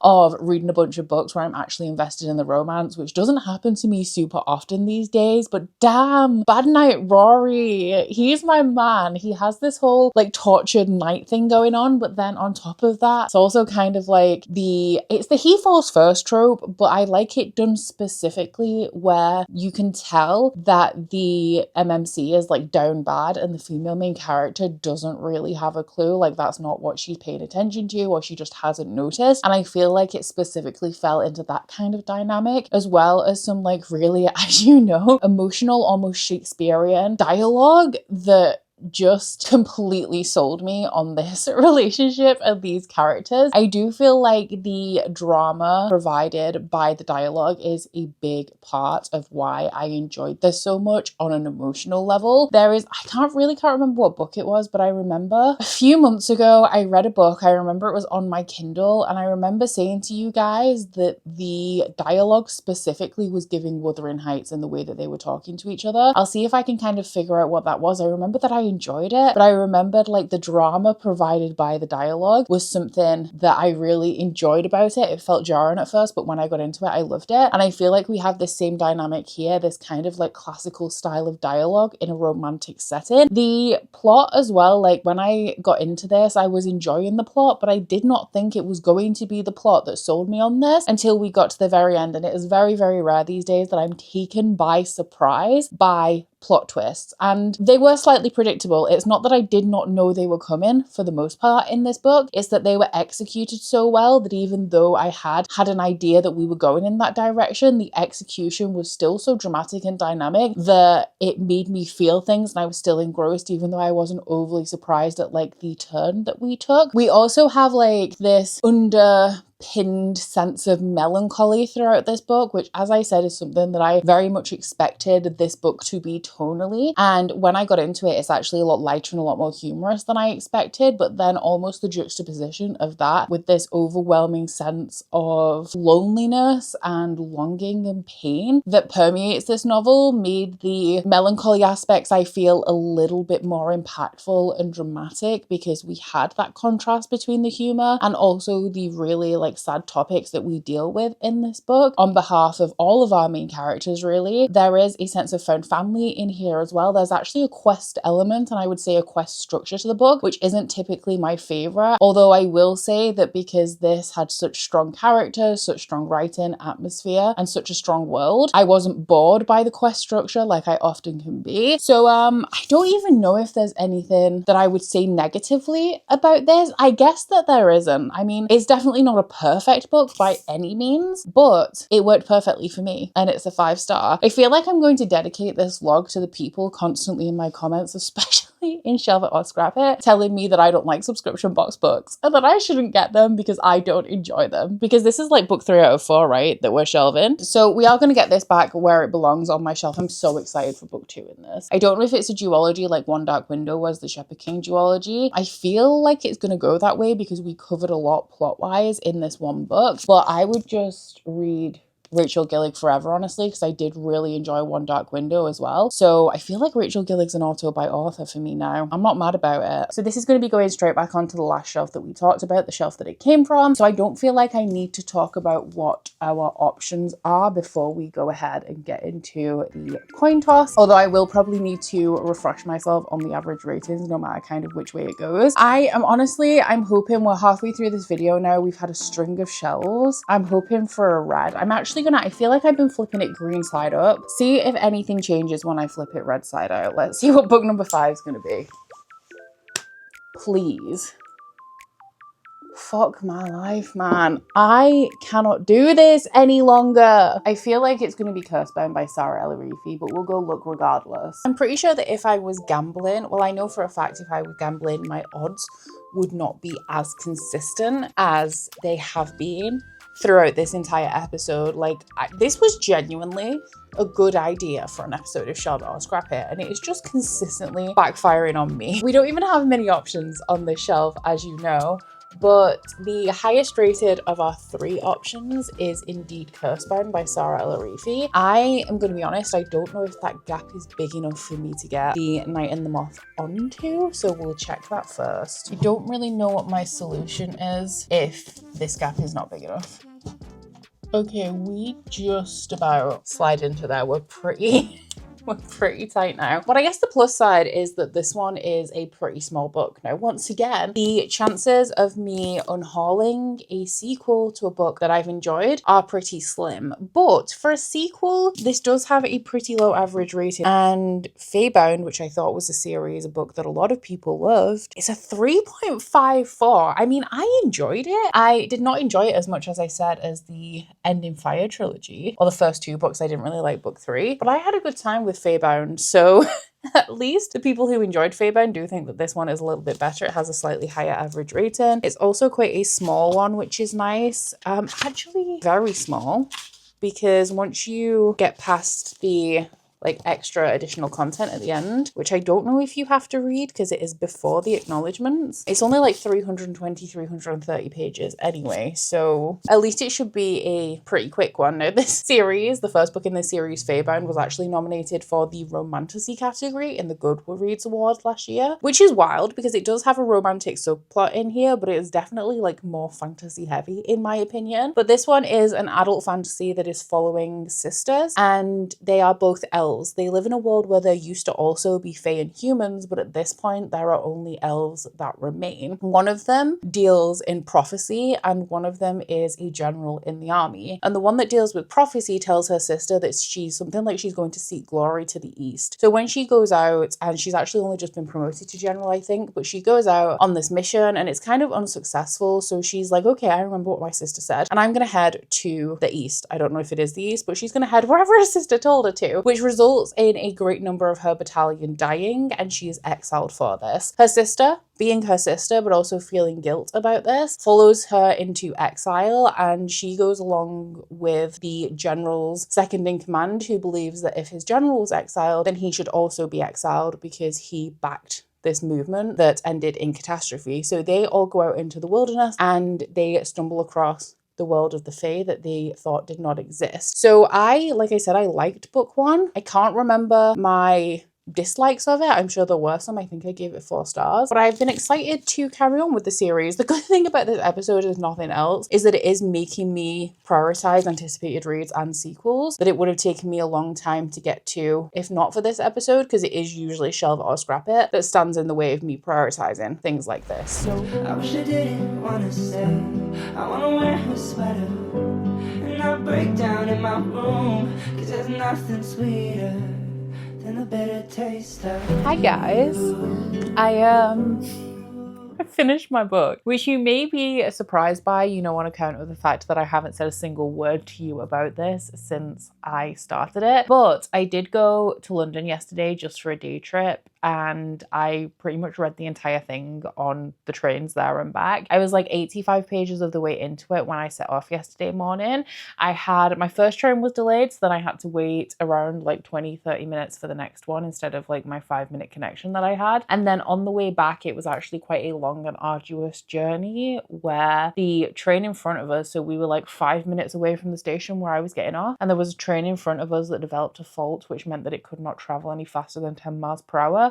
So we were behind it for like 10 miles and a 5-minute journey took like an hour. So I had plenty of time to finish Cursebound, and I even read a couple of pages of something else as well. But that means we have quite a bit to catch up on regarding this. So my synopsis, even though it actually hasn't been that long, I think it's maybe been actually 11 months since I read Fairbound. I think I read it last September. But my synopsis was pretty much spot on. There are some animals that are really central to this story that I did forget to mention that are actually one of my favorite parts of this, especially because of some developments that we got throughout the course of this book. But they're called, I want to say Obeah is how you pronounce them, and they're like big cats, like, I don't know, they give me like panther energy, I guess, with deer or like stag horns on them. And one of these central conflicts within this world is that the elves use the skin of the Obeah for magic and the guts of the Obeah for divination. And this is obviously barbaric. It's not great. It's not fun to read about at the beginning of Fairbound, but that is the only way that they can access their magic, or so they believe. So they do hunt these animals, but when our main characters stumble upon the world of the Fae, they realize that these animals are actually sacred to the people of the Fae and are soul-bound to Fae. So when you kill an Obeah, you also kill a Fae. And it's really interesting to me, like, how these animals are kind of woven into the culture of both of these species. But also, like I said, there's a little bit more going on there as well that we do figure out in book 2. I do also really like the concept of having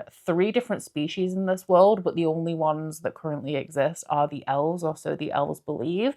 I think it's very interesting to read a book where we're following elves as opposed to fae, when fae are present, although it does very much become fae-centric very early on, but our 2 main characters are elvish. And also, very interestingly, we are in a world where humans have existed, but humans are the ones that are extinct. So typically we read about worlds where there's only humans and magic has died out, as opposed to the other way around. So I really like Sarah El-Arifi's kind of twist on something that is very common in fantasy, doing almost the same thing but from a slightly different viewpoint, putting a slightly different lens on it. I do continuously find her books interesting. I think it might be the world that I like, the worlds that she creates. There are things sometimes a little bit lacking in the way that the world is built, but I think that the worlds themselves and the concept and the societal structure and the culture represented is very interesting. And once again, like how we said with Rachel Gillig, especially when we talk about the Ending Fire series, it is not dissimilar to a bunch of fantasy that we know and love that's like super popular, but there's just something a little bit different about it that makes it feel a little bit more fresh and unique. Like the Ending Fire trilogy is a series that mainly focuses on the color of people's blood and how they're all treated differently depending on the color of their blood, which is something that we've seen before in series like Red Queen. And it also, like Red Queen, actually has a series of trials in it, but the way that Sarah Elarifi frames it, the way that the world works, was actually something a little bit different than all of these series we've seen kind of do the same thing in the past. And I definitely feel like the same is true for the Fae-bound series, especially because Fae are especially common. This is not your typical Fae story. It is a little bit different, while also being somewhat similar to all of those series we've read before and loved. However, that being said, I think that this series is going to be a scrap for me. And that is a very, very hard call for me to make when I'm 2 books into a trilogy by an author whose work I have previously really enjoyed. But there is something about the Fae-bound series that does fall a little bit flat to me in comparison to the Ending Fire trilogy. And actually, if we are talking about that trilogy, I was extremely let down by the 3rd book. It's almost like book 1 and 2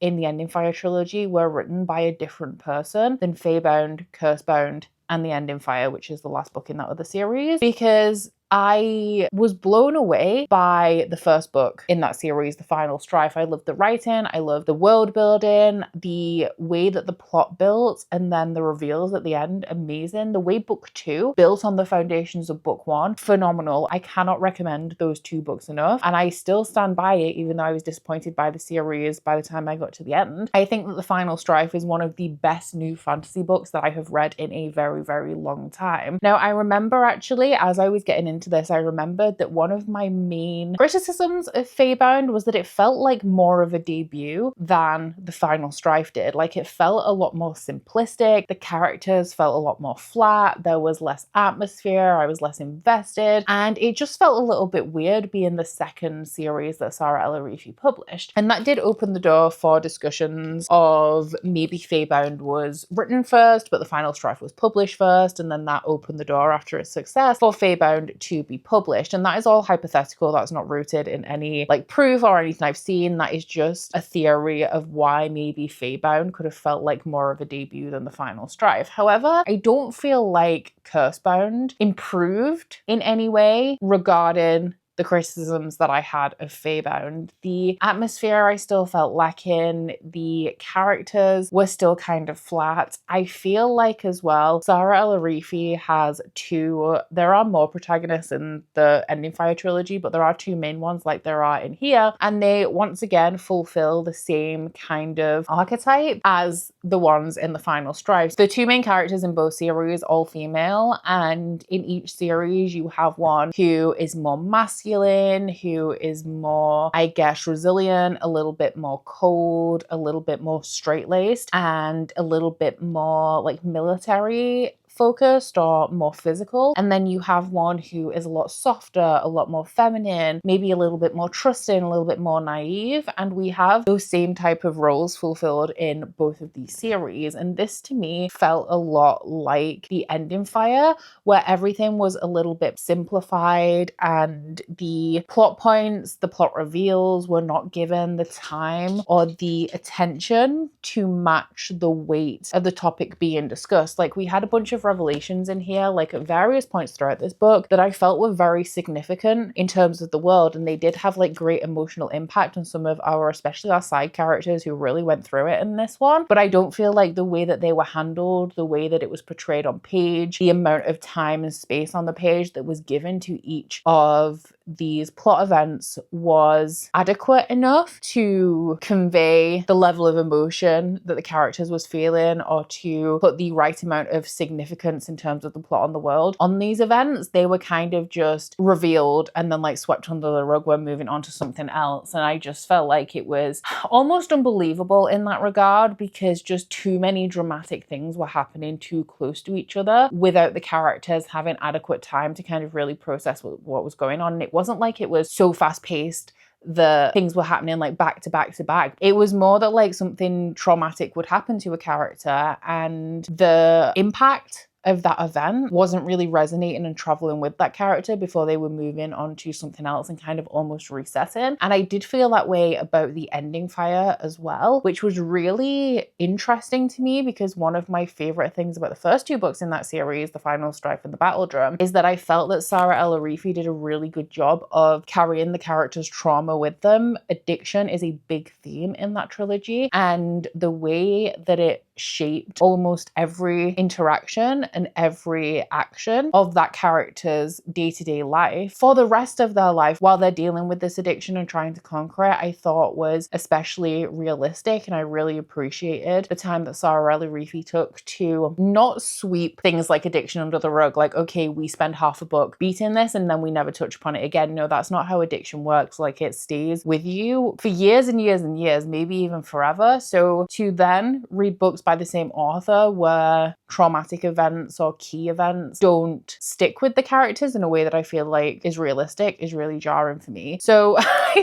feel like I've really said a lot about this book and about this author's books as a whole. It's hard for me to give up on this right now because I do only have one book left in this series, but if I was being honest with you, while there are definitely things that I enjoy about this world, and I do like Sarah Elarifi, I did not really enjoy reading this. I was excited for it to be over. I was zoning out in parts of it. I wasn't really interested. I wasn't invested in these like high emotion, dramatic moments that you're supposed to really care about. And so I feel like I should be scrapping this one. I'm really sad. As somebody who is super stubborn, I'm a Taurus, guys. I'm a Taurus through and through. It is really hard for me to DNF a series after I've read 2 books, when there's only one left to start off with, but then a series by an author who I've decided that I really like. I'm definitely going to read more from Sarah Elarifi in the future. This is not the end for me and Sarah Elarifi, and I will still keep the Ending Fire trilogy because I love books 1 and 2. I just don't really know what's happened between book 1 and 2 of that series and then the other 3 books that Sarah Elarifi has published, because I really do feel a shift, but I have no idea what's responsible for that shift. So this does mean that we are going to be going back to the stacks to pick book 6, but before that, I am going to have to take Feybound off my shelves as well in these really pretty Goldsboro editions, which I'm also really sad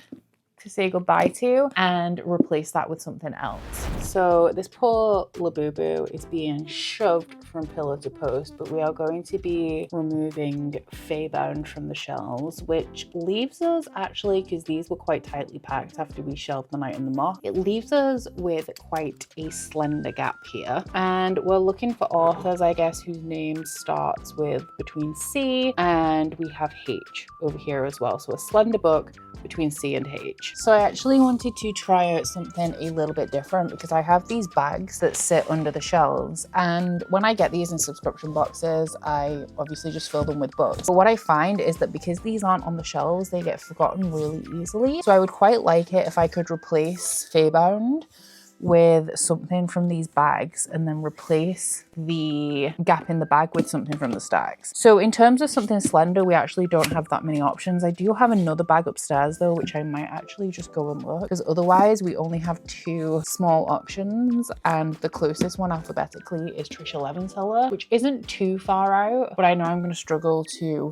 rearrange the shelves if we go for that one, so we'll see what else I've got upstairs. So these shelves are now at the top of the landing. These are the ones that came out of the alcove where I've put the built-ins, but we have this bag here, which is essentially just my thrillers, which I don't want to put on my downstairs shelves. These are here so that they're together, and whenever I fancy a thriller, I know where most of them are. And then this bag up here literally never gets a look in, but nothing fits from here as well, I don't think. Oh, okay, so actually we could go for the Luminaries by Susan Dennard, because that one doesn't fit alphabetically, and Neither does Poster Girl by Veronica Roth, but this actually looks like it would be about the right size. So I'll have to move these guys up a little bit. And that should have plenty of space actually to just slip right in there and become a contender for when we inevitably probably come back to this shelf in the future. And then in terms of what we're going to be taking upstairs to replace the luminaries, I don't have a preference from this stack of hardbacks, so we're getting out the old number generator again. There's 15 hardbacks and I have put 14 because we do have one thriller in here, and that is kind of there on purpose because the thriller is like an easy read and an easy scrap for me generally. But we're gonna go with number 7, skipping this one. So 1, 2, 3, 4, 5, 6, 7. Kingdom of Souls by Rena Barron. I mean, I'm kind of sad to see it go because I've had this for years and I should really read it at some point. And also actually, I feel like that would have been coming up the highest rated at some point soon, which I mean is the only thing we can flip. And speaking of flips, it is time once again to decide whether we are going to be reading the highest or the lowest rated book in the stacks for book 6 of this episode. Let's go. I'm nervous. Oh my god, it can flip red. Damn, I feel like I would have rather had this for the last flip and read the lowest rated off the shelf than in the entire stacks, but I'm once again gonna get Curtis to find out what this is for us. Okay. 2.83, we have Hotter in the Hamptons by Tinks. Okay. I'm okay with this, surprisingly. So this is actually a recent book that I picked up. I can't remember whether I hauled it actually in the last episode of Shelve It or Scrap It. I am now a siren for Penguin Michael Joseph, which essentially is like their influencer program. And they sent like an introductory welcome box of some recent releases, I think. I'm assuming this is also a 2025 release because the rest of them were. Yeah. And it is a contemporary romance, I'm pretty sure. I'm also pretty sure it's a sapphic one. For it to be the lowest rated, it could definitely have been worse because I feel like a low rated fantasy is a lot harder for me to get through than a low rated contemporary romance. But from what I remember of this one, it is a story of a journalist maybe? Oh no, she is New York City's it girl and she's ruined by a critic. So she goes to the Hamptons to kind of like lick her wounds, and lo and behold, her new neighbor is the woman that wrote the expose that has quote unquote ruined her. So sounds light and fluffy. It's not like grabbing me, but it's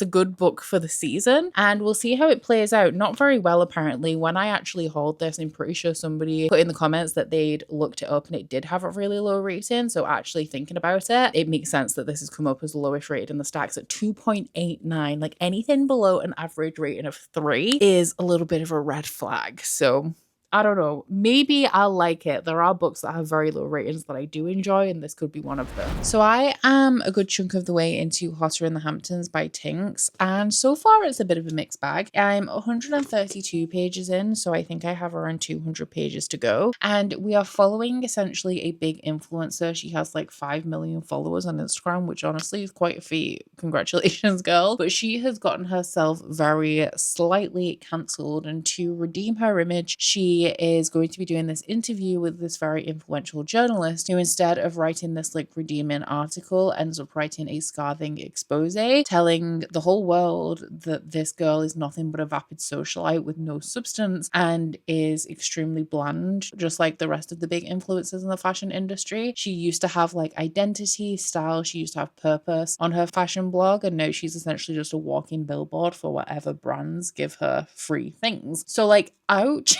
And our main character is obviously very hurt by this. Her management team drops her, all of her brands and her brand deals disappear, and also her partner, who she's been with for 5 years, decides that they should go on a break because in her heightened state of emotion, they have a discussion about the future where he wants something that is very different to what she wants. So she decides to go to the Hamptons with her best friend to take a break away from New York, and she finds out as soon as she arrives that next door is the journalist who wrote the expose, whose family also have a holiday home there. Because it's about an influencer, it is very like name droppy. It kind of feels like reading Sex and the City, which I can't remember if I read Sex and the City. I definitely read a book by the author, but I can't remember the name of, that writes Sex and the City, and I gave it 2 stars many years ago. I did not enjoy it. This is very easy to read though. It's very easily digestible and it is reading very quickly. Right now, my kind of feelings on it, I'm not loving it by any means, but I'm finding it kind of compulsively readable. I am 95% sure that I'm going to leave this book giving it 3 stars at most. I don't think it's going to change my world. I don't like the main character very much. She's very whiny, and I do understand her perspective to some degree. Like, I have social media platforms, I have like sponsors and stuff, so I definitely understand why having all this taken away from her has like completely shook her world. She is at least self-aware to the degree where like she understands that the thing that this woman wrote about her in an article is true. Like, she has very much lost her identity, so I feel like, as well as being a romance, this is going to be about her reclaiming that identity and also reclaiming that purpose. But she also does not help herself out. She's a lot whiny about it, very woe is me, which, if I'm being 100% honest, I do have a tendency to wallow in my misery, so I would also be woe is me in her shoes. But that doesn't make her any more enjoyable to read when she's kind of leaning into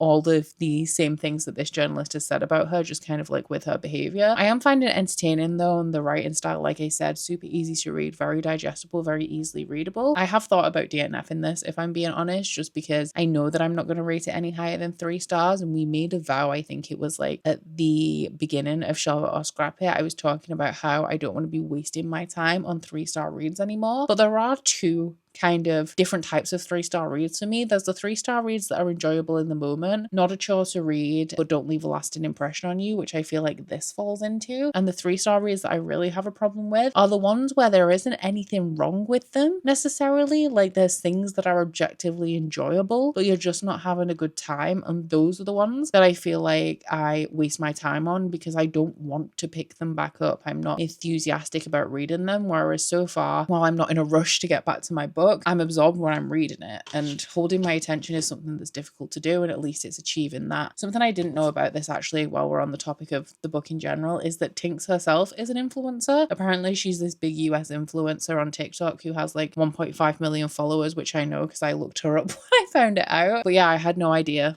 about that going into it. The subject matter kind of makes sense now, but I'm also wondering where the topic of this book is going when it's talking about influencers, kind of really derogatory, but it's from the perspective of an influencer. Like, I don't know what the deal is going to be here. I have finished Hotter in the Hamptons by Tings, and I didn't bring you guys a second update on this one because honestly, I don't have the most thoughts on it overall. I rated it a 2-star. It's like hovering between a 2 and a 3. We talked about how I was maybe thinking about DNFing it because I knew that this wasn't going to change my life. I wasn't going to end up loving it, and that definitely proved to be true. I did think that it was entertaining though, and somewhat compulsively readable, even though I actually wasn't really interested in this overall. I really did not like the main character in here as well. She was like a train wreck that I could not look away from, because first off, actually, this is not a romance, it's a contemporary story. It's more about this girl kind of realizing her flaws, if she even ever really does that, and growing as a person. But it is heavily romantic in that it focuses on this relationship that she has with a woman over the summer in the Hamptons when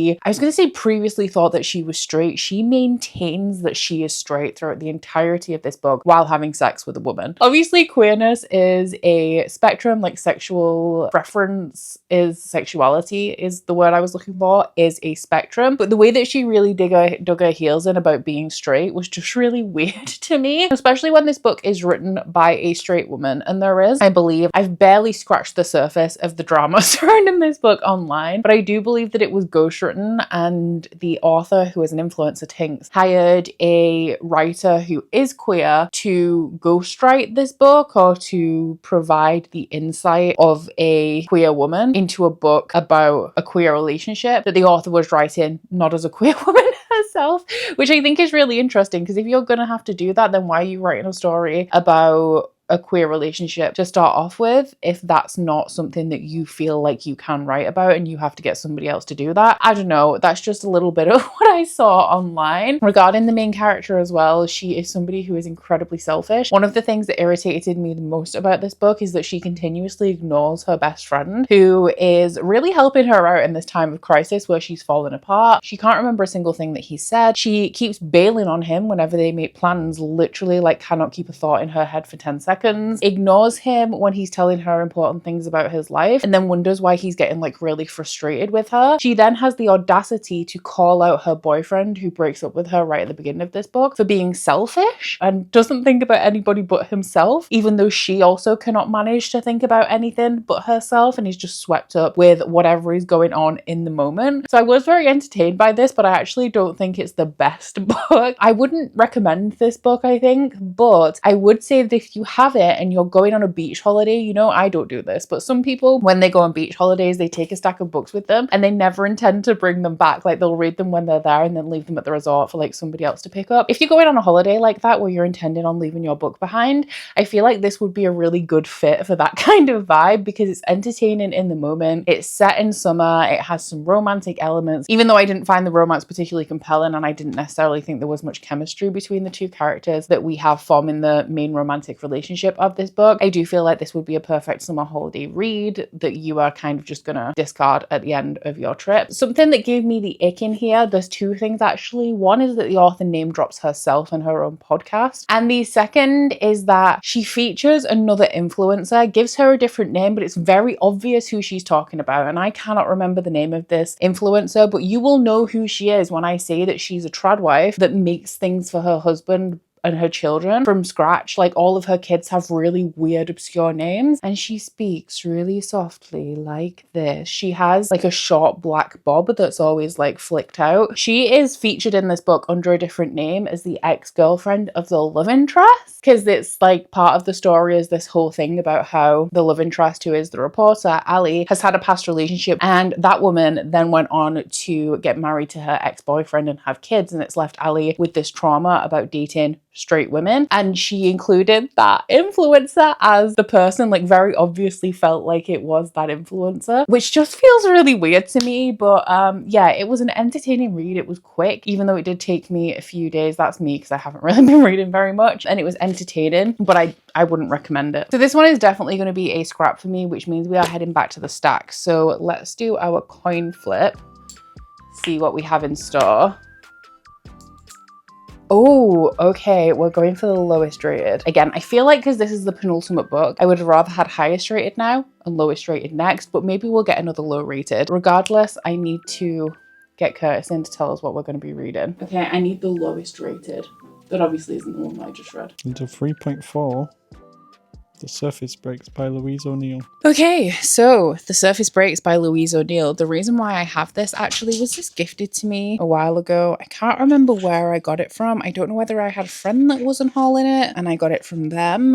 But the reason why I have this is because I read many, many years ago, I think probably before I was on BookTube, I read Only Ever Yours by Louise O'Neill, which is kind of like a Handmaid's, like a YA Handmaid's Tale kind of story. And I really enjoyed that one, so I picked up The Surface Breaks, but to be fair, I shouldn't be surprised that this has come up because I have heard pretty terrible things about it. All I know is that it is a mermaid story. Typically as well, I don't really like mermaid books, especially YA fantasy. Any that I've read are just kind of very mid for me. This sounds like a Little Mermaid kind of book as well, literally. It says Hans Christian Andersen's world famous fairy tale is reimagined through a searing feminist lens by one of our most talented writers. The synopsis is only a paragraph, so I might as well read it. It says, deep beneath the cold stormy sea, Gaia is a mermaid who dreams of freedom from her controlling father. On her first swim to the surface, she's drawn towards a human boy. Gaia longs to join his carefree world, but how much will she have to sacrifice? What will it take for the Little Mermaid to find her voice? So it's not a very long one. It's like 300 pages, and honestly, I'm not too excited about this one because it's been a long time since I read Only Ever Yours. I should have read this a long time ago while I was still interested in it, and knowing that I haven't really heard any great things about it as well does put a dampener on it. It's a very pretty book though. I wish you could see how I've actually propped the camera up for this update, but I read about 40 pages.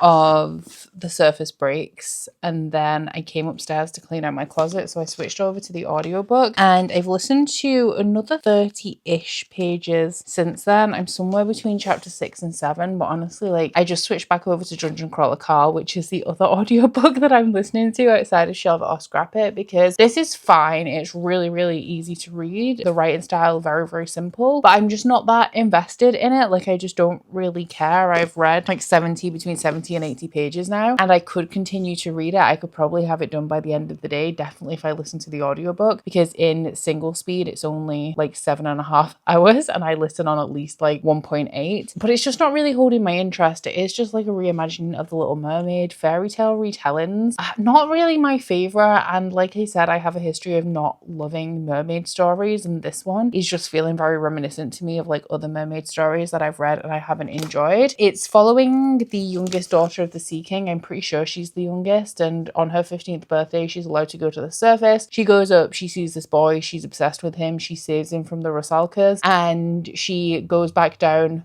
beneath the sea, where she kind of like, her fate is to marry this old man like in a year and become probably like the queen of the sea, but she's obviously repulsed by him, and she stops eating because she's pining for this human boy. So it definitely goes into the darker elements of The Little Mermaid. It has like quite a dark tone to it.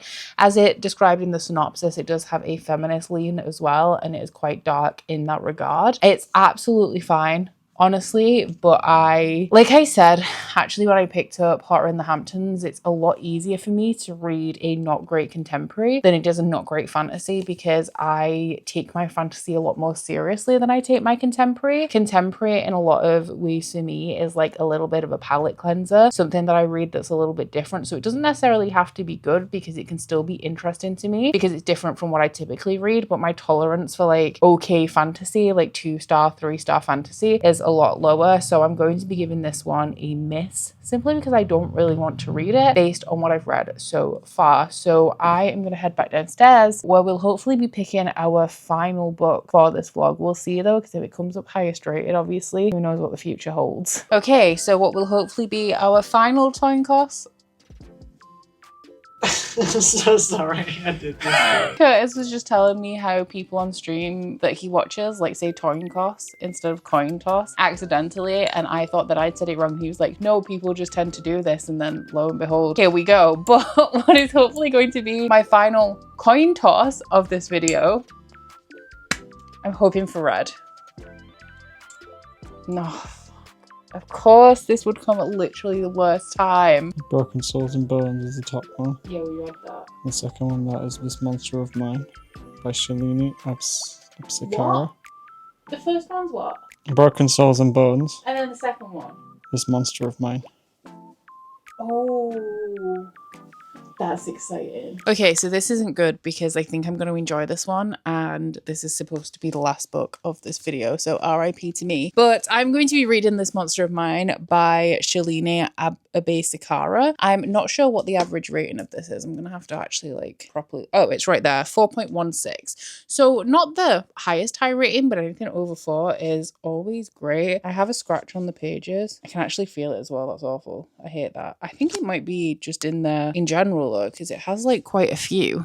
I don't know if you guys can even see them. I have heard very good things about this. It doesn't even have a synopsis on the Fairy Loot dust jacket. It says she knows the taste of death, so he'll stoke her hunger for it. But I think there's the regular old reverse dust jacket underneath, which should have a synopsis on it. So this looks like it's an enemies to lovers story. Somebody tried to kill her and the case was closed without justice being found. And then she gets a job as a prosecutor who can magically detect lies, and she has to work with one of the 4 judges that rule the land. I'm assuming it's going to be a romance between them because this is a Fairy Loot book and we know how it goes. Oh, but she thinks that he is responsible for the attempted murder on her life and also a string of murders that mimic the exact same way that somebody tried to kill her. Oh, I remember, this is inspired by ancient Rome as well, which is one of my favorite things. And actually I've just done a 5-star audit on my channel and didn't even acknowledge that as a subgenre or like a theme that I may continuously give 5 stars to. It sounds good anyway. It's definitely given, I remember actually in the art, it's given Darkling Alina vibes, which I'm not too mad about. And like I said, I've heard great things. So hopefully I enjoy it. But like,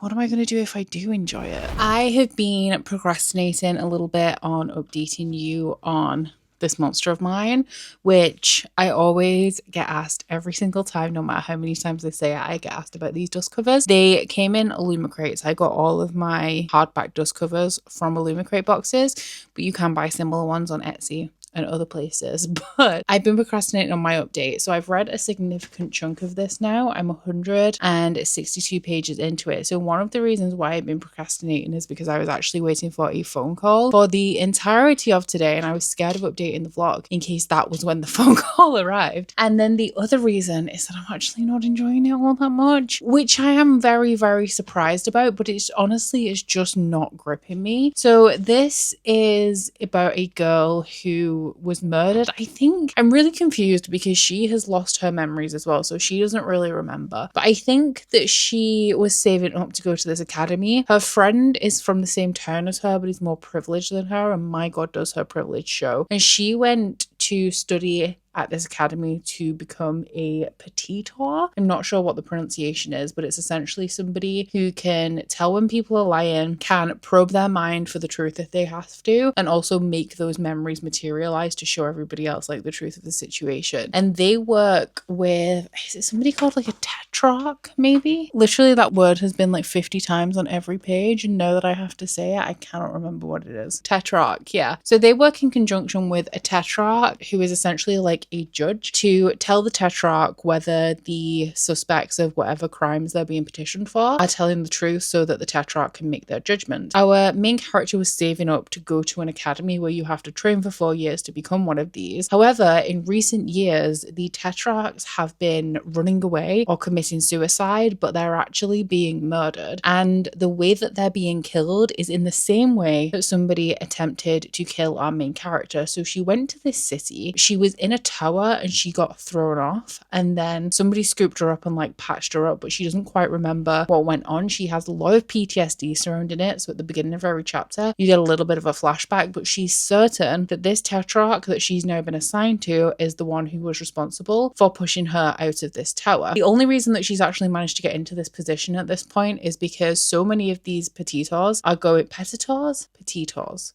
I actually have no idea. So many of them are going missing that they now have a shortage, so they've kind of scrapped the 4-year training period and you can just go ahead and be one, which is what our main character has done, which has put her once again in contact with this friend who left 4 years ago to join this academy. She's completed the academy and our main character is now joining on the same level. There's 4 of them in total. Everyone has been assigned to a tetrarch, and there's definitely some corruption, I think, within this system. The other 3 tetrarchs are working against this one that our main character has been assigned to, who is called Cadra. Once again, it's a word that's been 50 times on every page and I have no recollection of what it is. It's either Cadra or Cadra, and our main character obviously thinks that he tried to kill her, so she's not a big fan, but something about the way the other tetrarchs are trying to pry into his business doesn't sit right with her, so they've asked her to spy on him, and she is in 2 minds whether to do it or not because something seems appealing about him. He's a little bit bloodthirsty. The punishments that he doles out are a little bit too severe for the crimes that are committed. He sometimes leans into vigilante justice, which our main character does not agree with, and at the same time has assisted him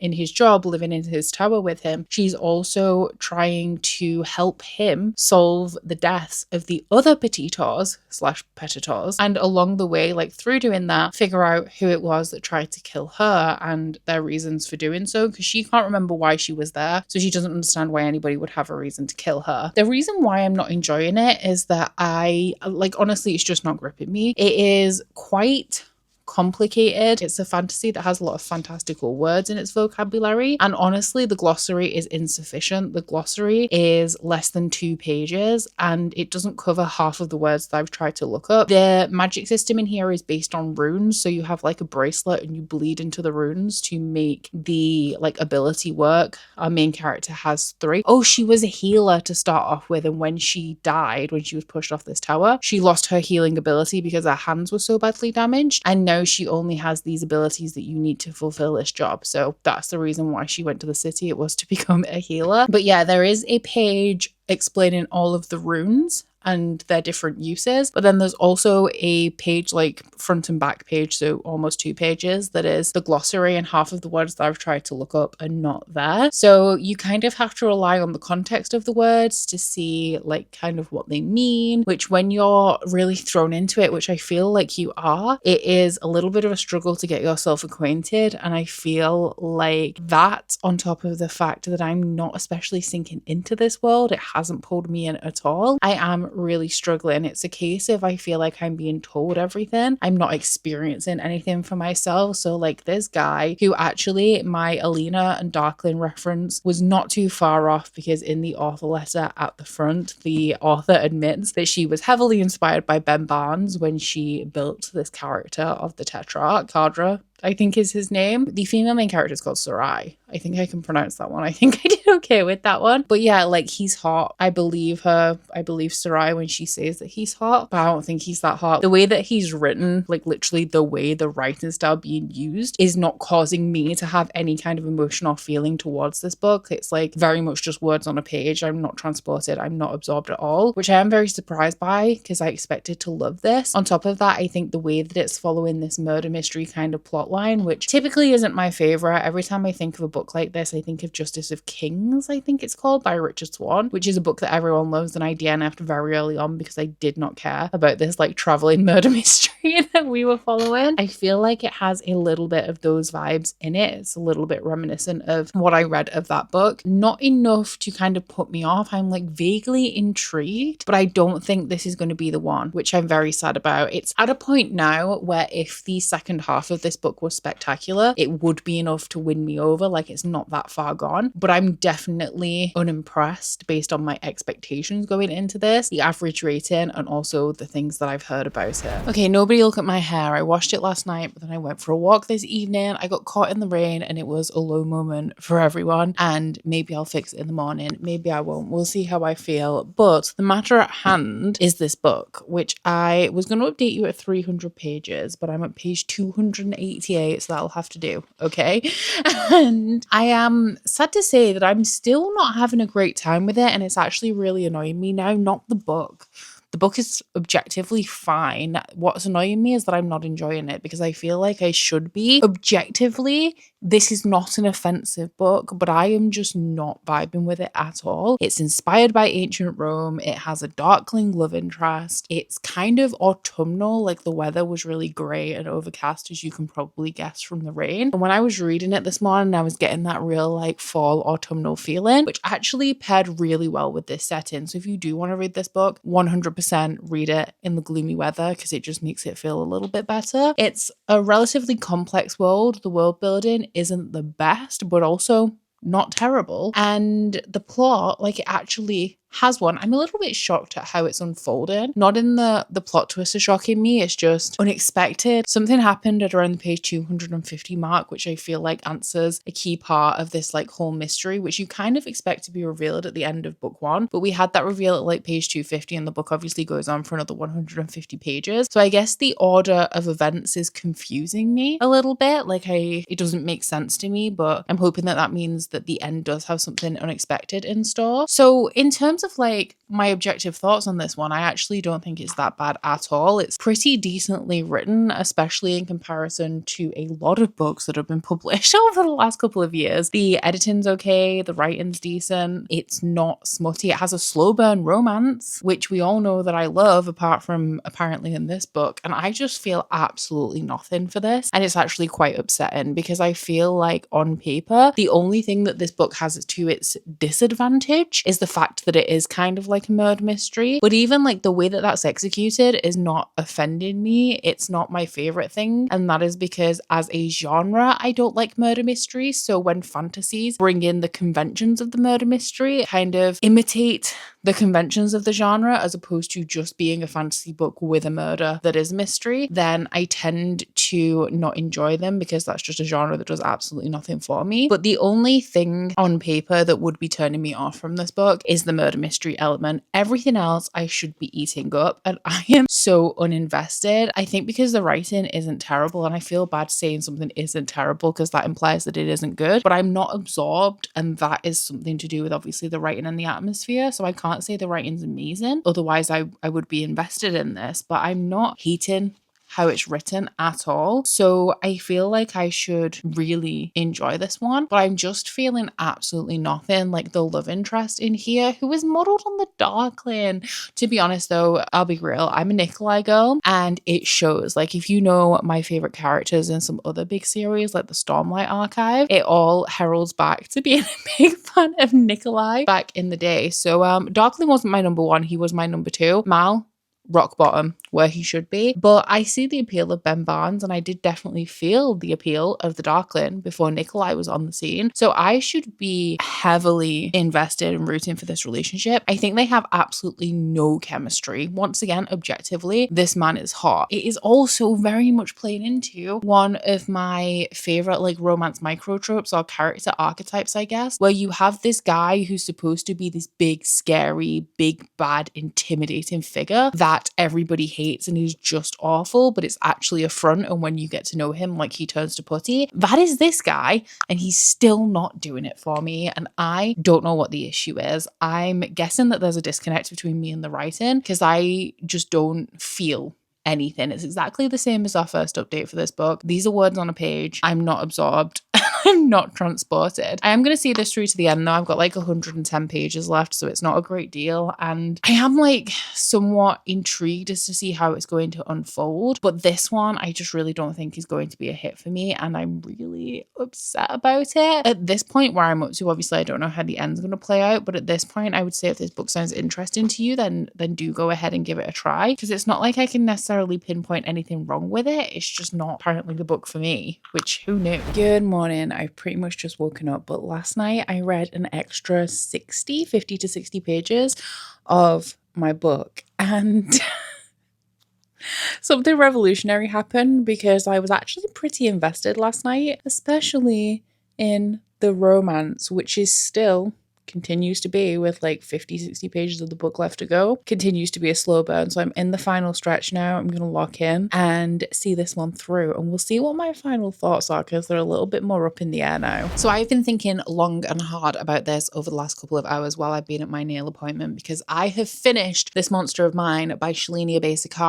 and I gave it 3 stars, which I feel is expected based on my reading experience, but I did really enjoy the last 100 pages. As I mentioned, I especially became invested in the romance in here, finally, which is great because I am partial to a bit of the Darkling, and I do like that we have a character in here who's inspired by like Ben Barnes, inspired by the Darkling, without this being kind of like fan fiction. But if we're going to go down this route, can I have like my Nikolai story? Because I just really feel like that resolved in the Grisha trilogy in a way that I really wasn't happy with. The same with Adrian, actually, in the Vampire Academy series by Rochelle Mead. I just want a happy ending for all of these boys who didn't get the happy ending that they deserved in the series that they came from. That being said, I haven't finished the Nikolai duology because I read King of Scars and was very excited for it, did not like it very much. So Rule of Wolves is just sat there unread, and I do need to revisit that at some point. But anyway, enough of that because it's actually not especially relevant. But yeah, I was a little bit more endeared to the love interest in that last 100 pages. Pretty much directly after I updated you, I suddenly cared about this book, and I also got a little bit more invested in the plot. I honestly don't know what changed because it was not a perfect ending to this book. There was a plot hole,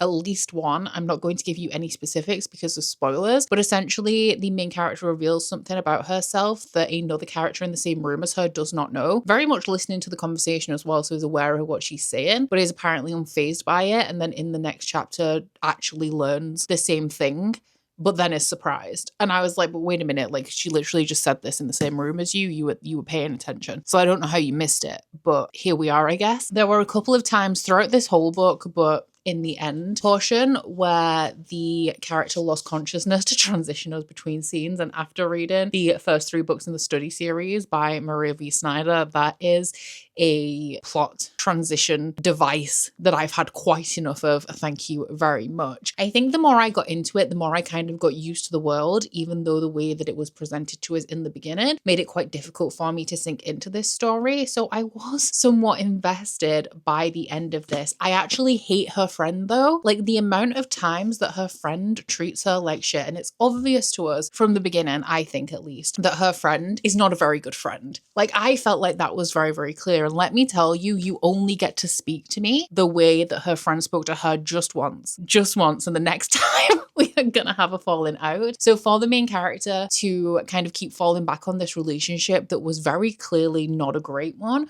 was a little bit hard for me to care about any kind of past friendship that they may have had. And it's actually what we were talking about when we discussed The Knight and the Moth, where I was saying if you don't establish the relationship that the main character supposedly cares about in a way that I can see it, then I don't believe it. Like all I see is this girl treating our main character like shit. So I don't care how strong you thought your friendship was, that she was your best friend, because I haven't seen her be your best friend. I've just seen her be a raging privileged bitch. So it was really hard for me to kind of get behind any choices that the character made based on her relationship with this friend, especially when we got towards the end of this book, when the friend, like, she should not have been a friend. Like, at no point throughout this book did she do anything that I would describe as friendly. But our main character does come from a position of hardship where I suppose in the place where she was growing up, even though this friend wasn't necessarily a great one, she was also the only one that she had in the environment that she grew up in. So I ended up liking this one. And now what do I do? Because I feel like, similarly to when I read A Study in Drowning by Ava Reid for Shelve It or Scrap It, I feel like I need to just take some time to sit with this one to decide whether I'm going to continue on and read the sequel when that's released, which actually I thought as we were getting towards the end of this, it was kind of wrapping up like a standalone.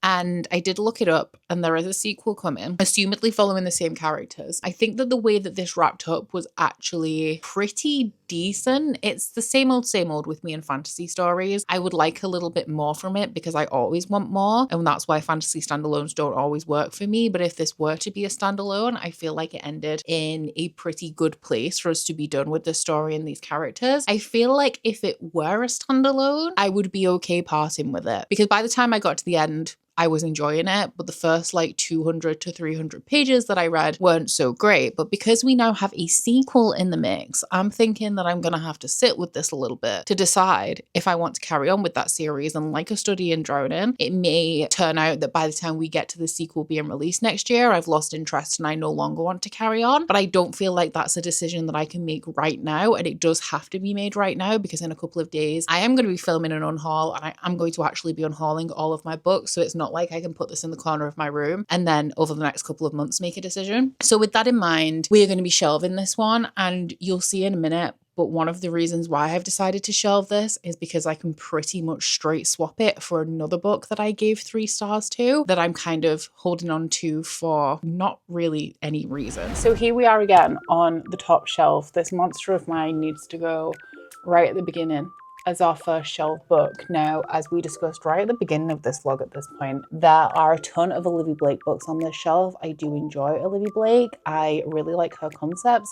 They're unique. They're a little bit out there. I have, however, only read 2 of these books. One is The Atlas 6. The other is Masters of Death. And if I'm being honest, Masters of Death was a little bit too chaotic for me. If you know me, you know funny books aren't my favorite. Books that have just a lot going on, really fast paced, a little bit zany, normally don't work for me. And there were things about this that I really enjoyed. And I think if you like a chaotic romp of a book, Masters of Death would really work for you. But if I'm being honest, it was a 3-star read for me, and I received an ARC of it. So I do have a paperback ARC copy upstairs. This is not my only copy. The only reason that I've actually kept this one is because I did pre-order it from Waterstones. All of these are Waterstones editions of Olivia Blake's books, and then I have these 3 in Gifted and Talented, which are the Fairy Loot ones. And I just thought that they all looked so nice together. It is the one that has the edge on it as well. So I kind of wanted to keep all of my Olivia Blake books together. But while I am somebody who used to, if I had an author that I liked, I wanted to keep all of their books to represent my love for the author. I am not that person anymore, so Masters of Death, very sadly, is going to be scrapped. And hopefully, because that was a relatively thick book. Ah, the Darkling! Oh, this is a perfect placement for this book, actually. Wow. Oh yeah, look, I got loads of room. Oh, my Olivia Blake collection looks so sad without Masters of Death. It was such a nice bright color as well. There we go. This monster of mine has found a home on the shelves. There's books that I could unhaul that I haven't tried, that I don't think that I'd like. But aside from that, Masters of Death is the best fit. And if I'm being honest, I only want it from a collector's perspective, no other reason. So that pretty much brings us to the end of episode 17. And oh, what an episode this has been. I feel like we have been on a journey together this episode. And actually, I was thinking, because of how many books we pulled from the shelves, like the series of shelves that we had in the middle of this video, I actually thought that in terms of like how many books we'd resolved from the stacks, that it was going to be quite a low volume episode. But we started this episode with 34 books in the stacks and we're ending with 24 books, which, considering we only read 8 or attempted to read 8, I feel like we did a pretty good job. And these stacks, it's a good job that after the end of this episode, I'm going to be topping them up a little bit, because we don't really have a lot left in there at this point. Am I actually going to be done by the end of the year? Let me know what you think in the comments. So in terms of how many books we featured in this episode, I actually managed to shelve 9 books. This is mainly because we did unhaul a lot of the Jennifer L. Armentrout books, and also more than one book when it came to the Sarah Elarifi Faybound series. And for these scraps, we do also have 9 books. This is really heavy because indie paperbacks are not light. I'm really sad to see them go because of the format, if I'm being honest. But of those 18 books, I did read or attempt to read 8 of them in total. Actually, only 2 DNFs, one of the highest rated and also one of the lowest rated books that we talked about in this episode. The DNF of the Jennifer L. Armentrout books honestly has been a long time coming, and I actually feel quite a bit of relief not having to continuously dread picking this book up again. So that should have probably gone a long time ago, but I did really enjoy the first 2 books, so I was definitely holding on to it for very little reason. As well as that, we did scrap an additional 2 books. Also very, very sad to see Cursebound and Faybound go, because I have obviously invested in the Goldsboro editions of these because I really enjoyed Faybound. There was just too much that I didn't like about this series, and my time reading it, I was just really not paying that much attention. So I knew that reading book 3 would either not be a priority for me, or I would go into it kind of not being invested because I didn't have a great recollection of book 2, and I'm definitely not invested enough in this series to reread it. And then Hotter in the Hamptons, she was a fun time, a good little palate cleanser, but not the best thing I've ever read. And books like this, thrillers definitely almost 100% of the time, once I've read a thriller, cleansed my palate, I unhaul it because I have no need for it. But I do that a lot with contemporary fiction as well. It happens to a lesser degree, mainly because I don't read that much straight up contemporary fiction. But with romance, I feel, unless I'm super invested in contemporary romance, that also does get unhauled when I've read it. And then we have our shining stars of this episode, the 4 books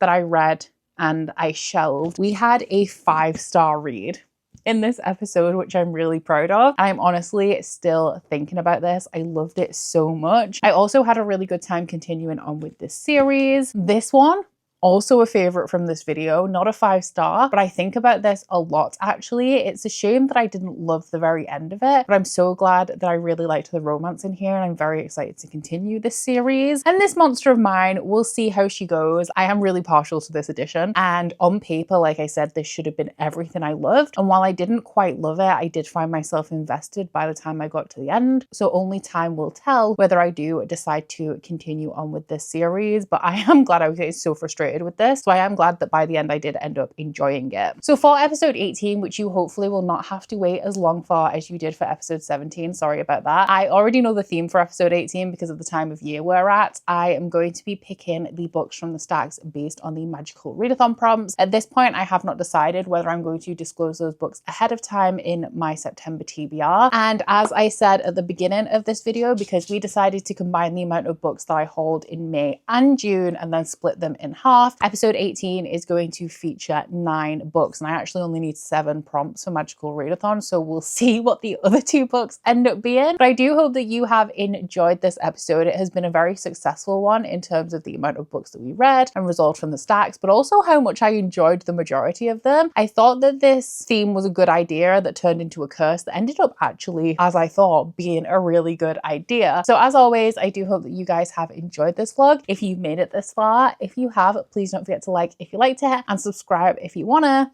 and I'll see you guys next week. Bye! Oh, you bite your friend like chocolate. You say you're go and nobody knows, with guns hidden under our petticoats. We're never gonna quit it, no, we're never gonna quit it, no.